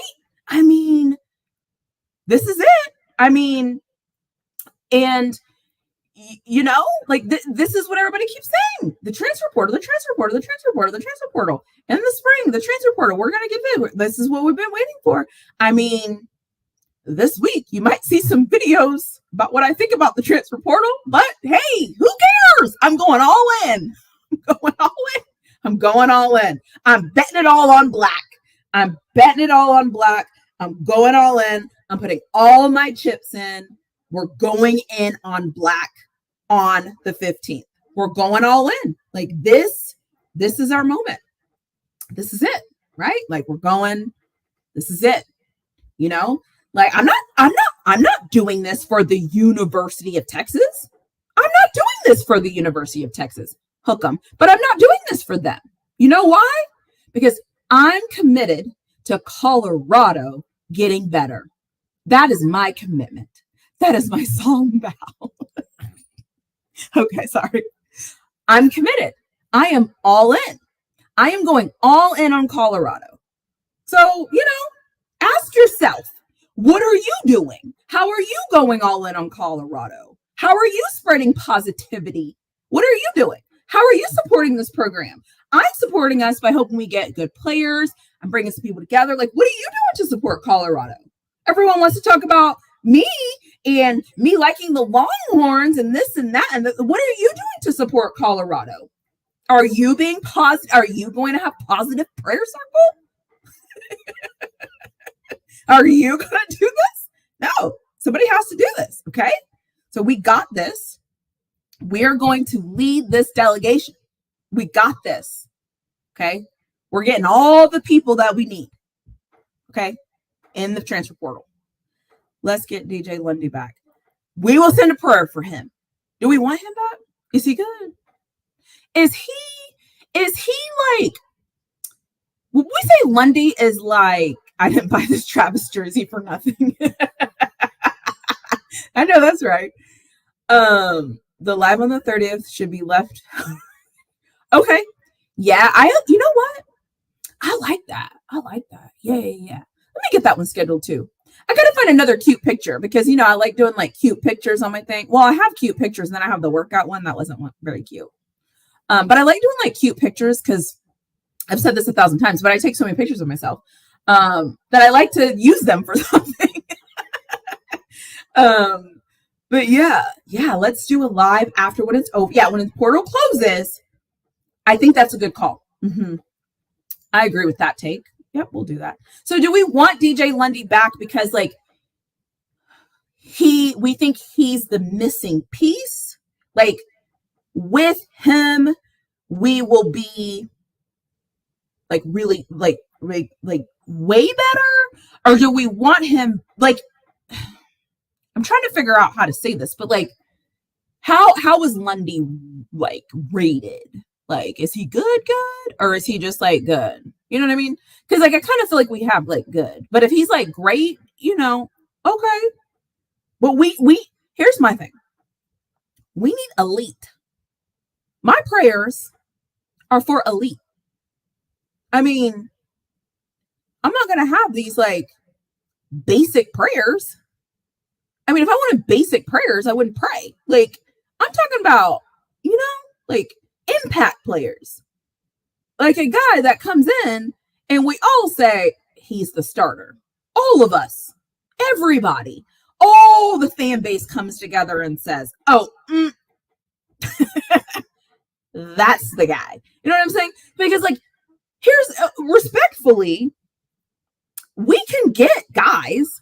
I don't think we want guys. We want elite. We want good. We want a guy that's going to come in and that we're all going to be like, he's starting. You know what I'm saying? Like, he's starting. He's starting. No, he's starting. Like, yeah, that's fine. I don't like, okay, whoever's at linebacker right now. Great. Okay, cool. Yeah, that was cute while it lasted. But no, he's the starter. You know what I mean? Like, that's the guy. I want those guys. If we could get like, and I prefer quantity. Sorry, I prefer quality over quantity. So I would actually be okay. Like, let's say we only got like, I would rather get like 5 guys. Well, let me say, I would rather get like 4 or 5 guys out of the transfer that are like elite versus getting like 9 guys out of the transfer. I don't want guys. We have guys. I want elite, elite, elite, elite. I want leave no doubt players. And a lot of these teams are over scholarships. So there should be some players available. Like, I really hope Colorado's like saving money and like they're ready, because there should be some elite talent. Well, I think elite talent are good players that might come from really good schools.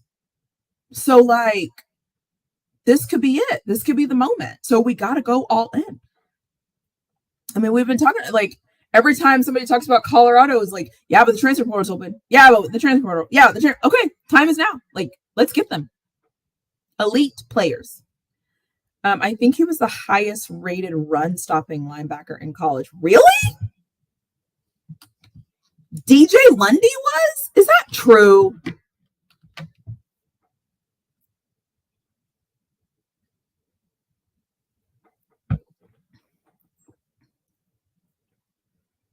Is that true?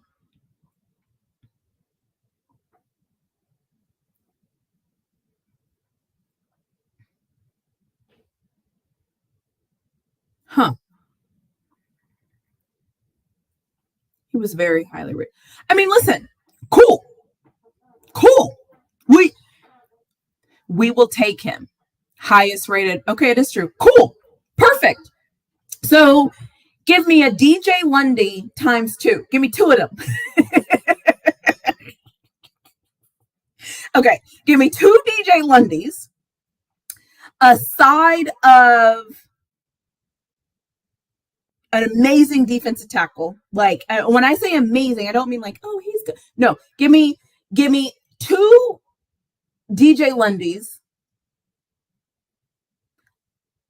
a stout D tackle, and a left tackle. If you give me those 4, and I'm just going to say this, and I mean this with all the respect in the world, and a 6-foot running back. If we can get those 5 guys. So I would like, if I was going to place my order in the transfer portal, I'm always thinking about food. Clearly, I like to eat. Okay. Bread, potatoes. Okay, let me stop. I need to get off this live. It's turning. It's turning. It's turning. Yes, I will be praying for donors as well. If you can give me 2 linebackers, two DJ Lundys with a side of a defensive tackle, followed by, I'll take a solid left tackle on the side. And for my drink, I want it to be a 6-foot running back. That will complete my order. That will complete my order. Two DJ Lundys. Those two guys are my entree. So it's like my chicken and my beef. So I just ordered a chicken. So I'm ordering brisket. I changed it. I'm ordering brisket. And I'm ordering barbecue. And I'm ordering brisket and a side in chicken. Those are going to be my two meats. Chicken and brisket are my two meats, okay? And for my side, I would like potato salad. That would be my defensive tackle, my amazing defensive tackle. And I would like a side of macaroni and cheese. That would be my left tackle. And I want my drink to be a Pepsi. And I want that Pepsi to be my running back. That's it. That's it. That is my order. So I'm from Texas. So because I'm from Texas, I'm ordering barbecue. Hey, Solid Gold, what do you think about my barbecue plate? I am ordering my barbecue right now. And this is what I need for my transfer portal prayer. I need two meats, brisket and chicken. Okay. I need those. I need my potato salad, which is defensive tackle. I need that defensive tackle to be ready to go. Okay. So we got two linebackers. So we got the brisket and the chicken. That's the entree.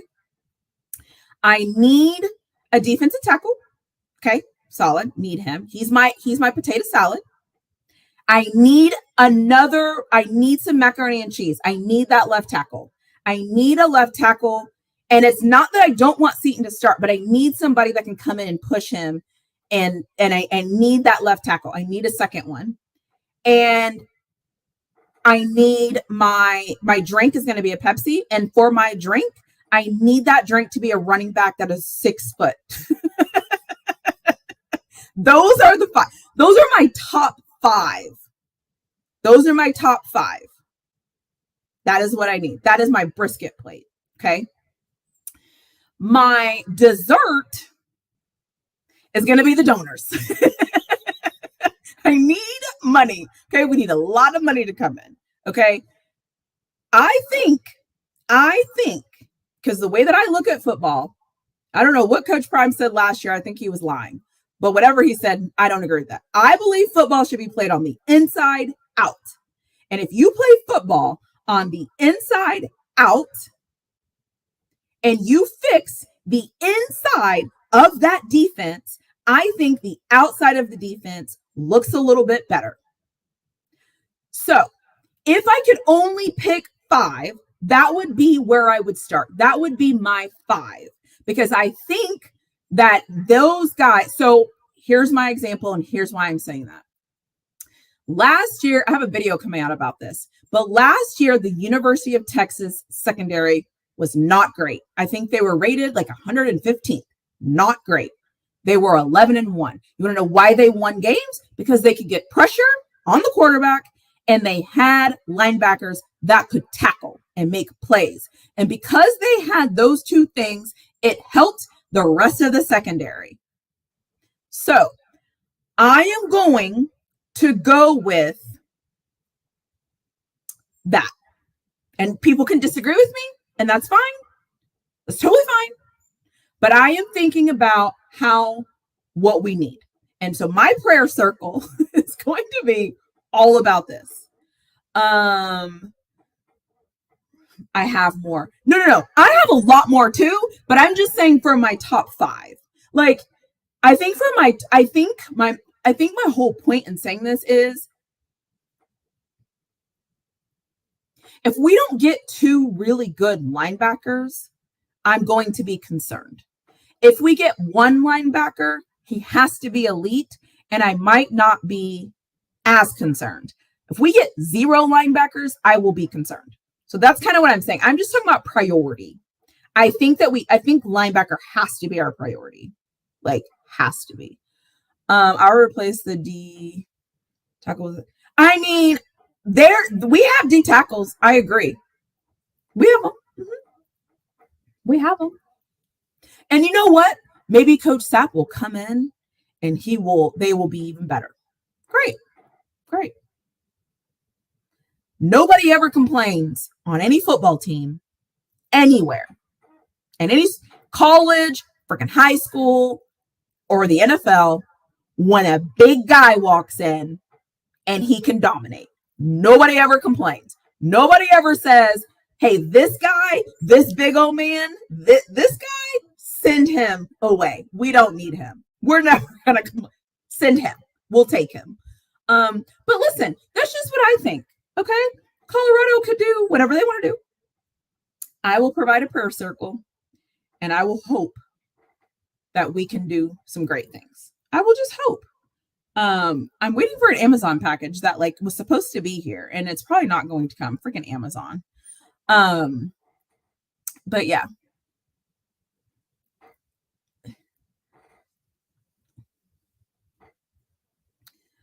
I don't think linebackers aren't as valuable as we think, as long as our deals can translate.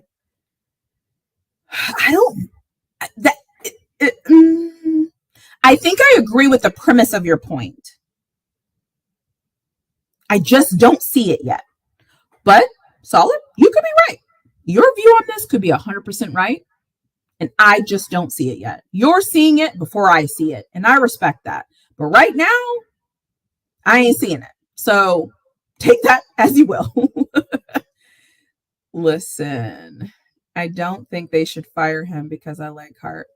But if they can't land any top LBs, they might have to search for a linebackers coach who can recruit and have Hart. That's an interesting point. So you're saying linebackers might not even want to come because that's a good point. I can see that too. If those 3 freshman linebackers aren't going to come in and be ready to play, I don't care. We need to win games. ASAP. We need to win football games. If those guys are not coming in to start, then I don't care. They're irrelevant to me. Listen, we need as much help as we can get. We're trying to win. They won't be ready to play. They're all walk-ons. Yeah, see, irrelevant to me. Nope, I don't care about them. I don't care. And I just want to say this. I feel like Clemson had a freshman linebacker last year that was really good. I think it was Clemson that had a freshman linebacker that was really good. Was it Clemson? Was it Clemson that had a linebacker that was really good last year as a freshman?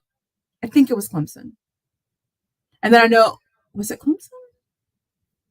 Anyways, my point is there are some really good freshmen that can come in and play different defense right away and they make an impact. That's great. That's amazing. Cool. If we have one of those, great. If we don't have one of those, though, we need linebackers. It's just that's what it is. The numbers it's okay. It'll be fine. UCI has linebacker. Listen, like I said, I'll be praying. I'll be ordering food.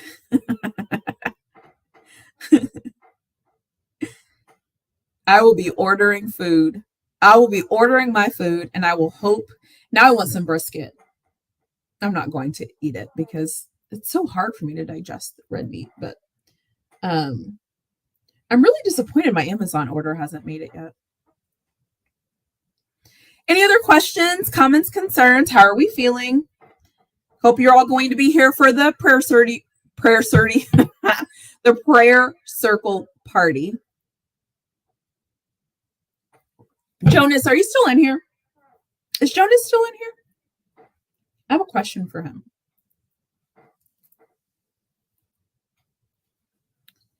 Yeah, but they typically don't recruit. They have a dedicated team who goes after players. Oh, y'all are having a full-blown conversation. That's the scout team and analysts who go after those recruit, and the coach's job is to coach.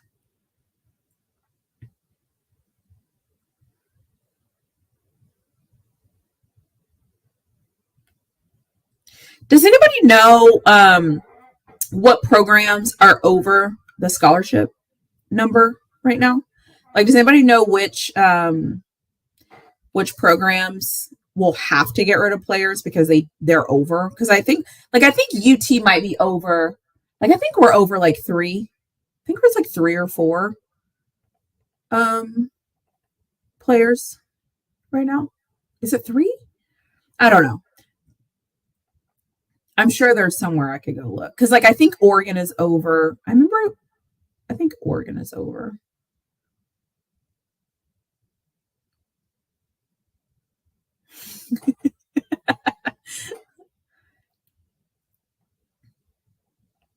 I don't know. All I know is I'm going to send out my thoughts and I'm going to send out my prayers and I'm going to hope on a prayer that they work.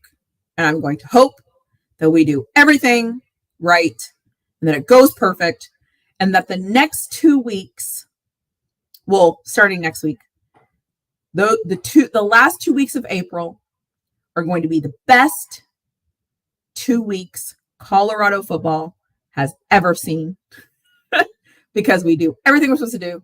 The spring game's going to look good. The transfer portal is going to look better. And we're going to do everything we're supposed to do. So when you see 10 wide receivers come and the receivers coach isn't taking scholarships away from the linebackers coach, they took a board. Well, yeah. Well, I agree with that. I've seen a recruiting board before. That's true. Sounds like y'all are having, though, a whole different conversation that I wasn't. I didn't catch the beginning of it, so it's fine. Anyways, I think I'm about to end this live. Can I pray? Yes. 100%. If we are not tampering, I will be disappointed. If we are not cheating, we are not trying. Okay? We need to do whatever we need to do. So, listen. Whatever it takes. Deploy the sexiest of women to come to be available on campus. let's you know what I'm saying? Like all of it. Let's have the people that are going to give the NIL deals and the collective, like let's just bring them all to the table. Let's have everything is available. Nothing needs to be off limits. Absolutely nothing needs to be off limits. Nothing. Zero. Zilch. Should we go after Ray Lewis's linebacker coach?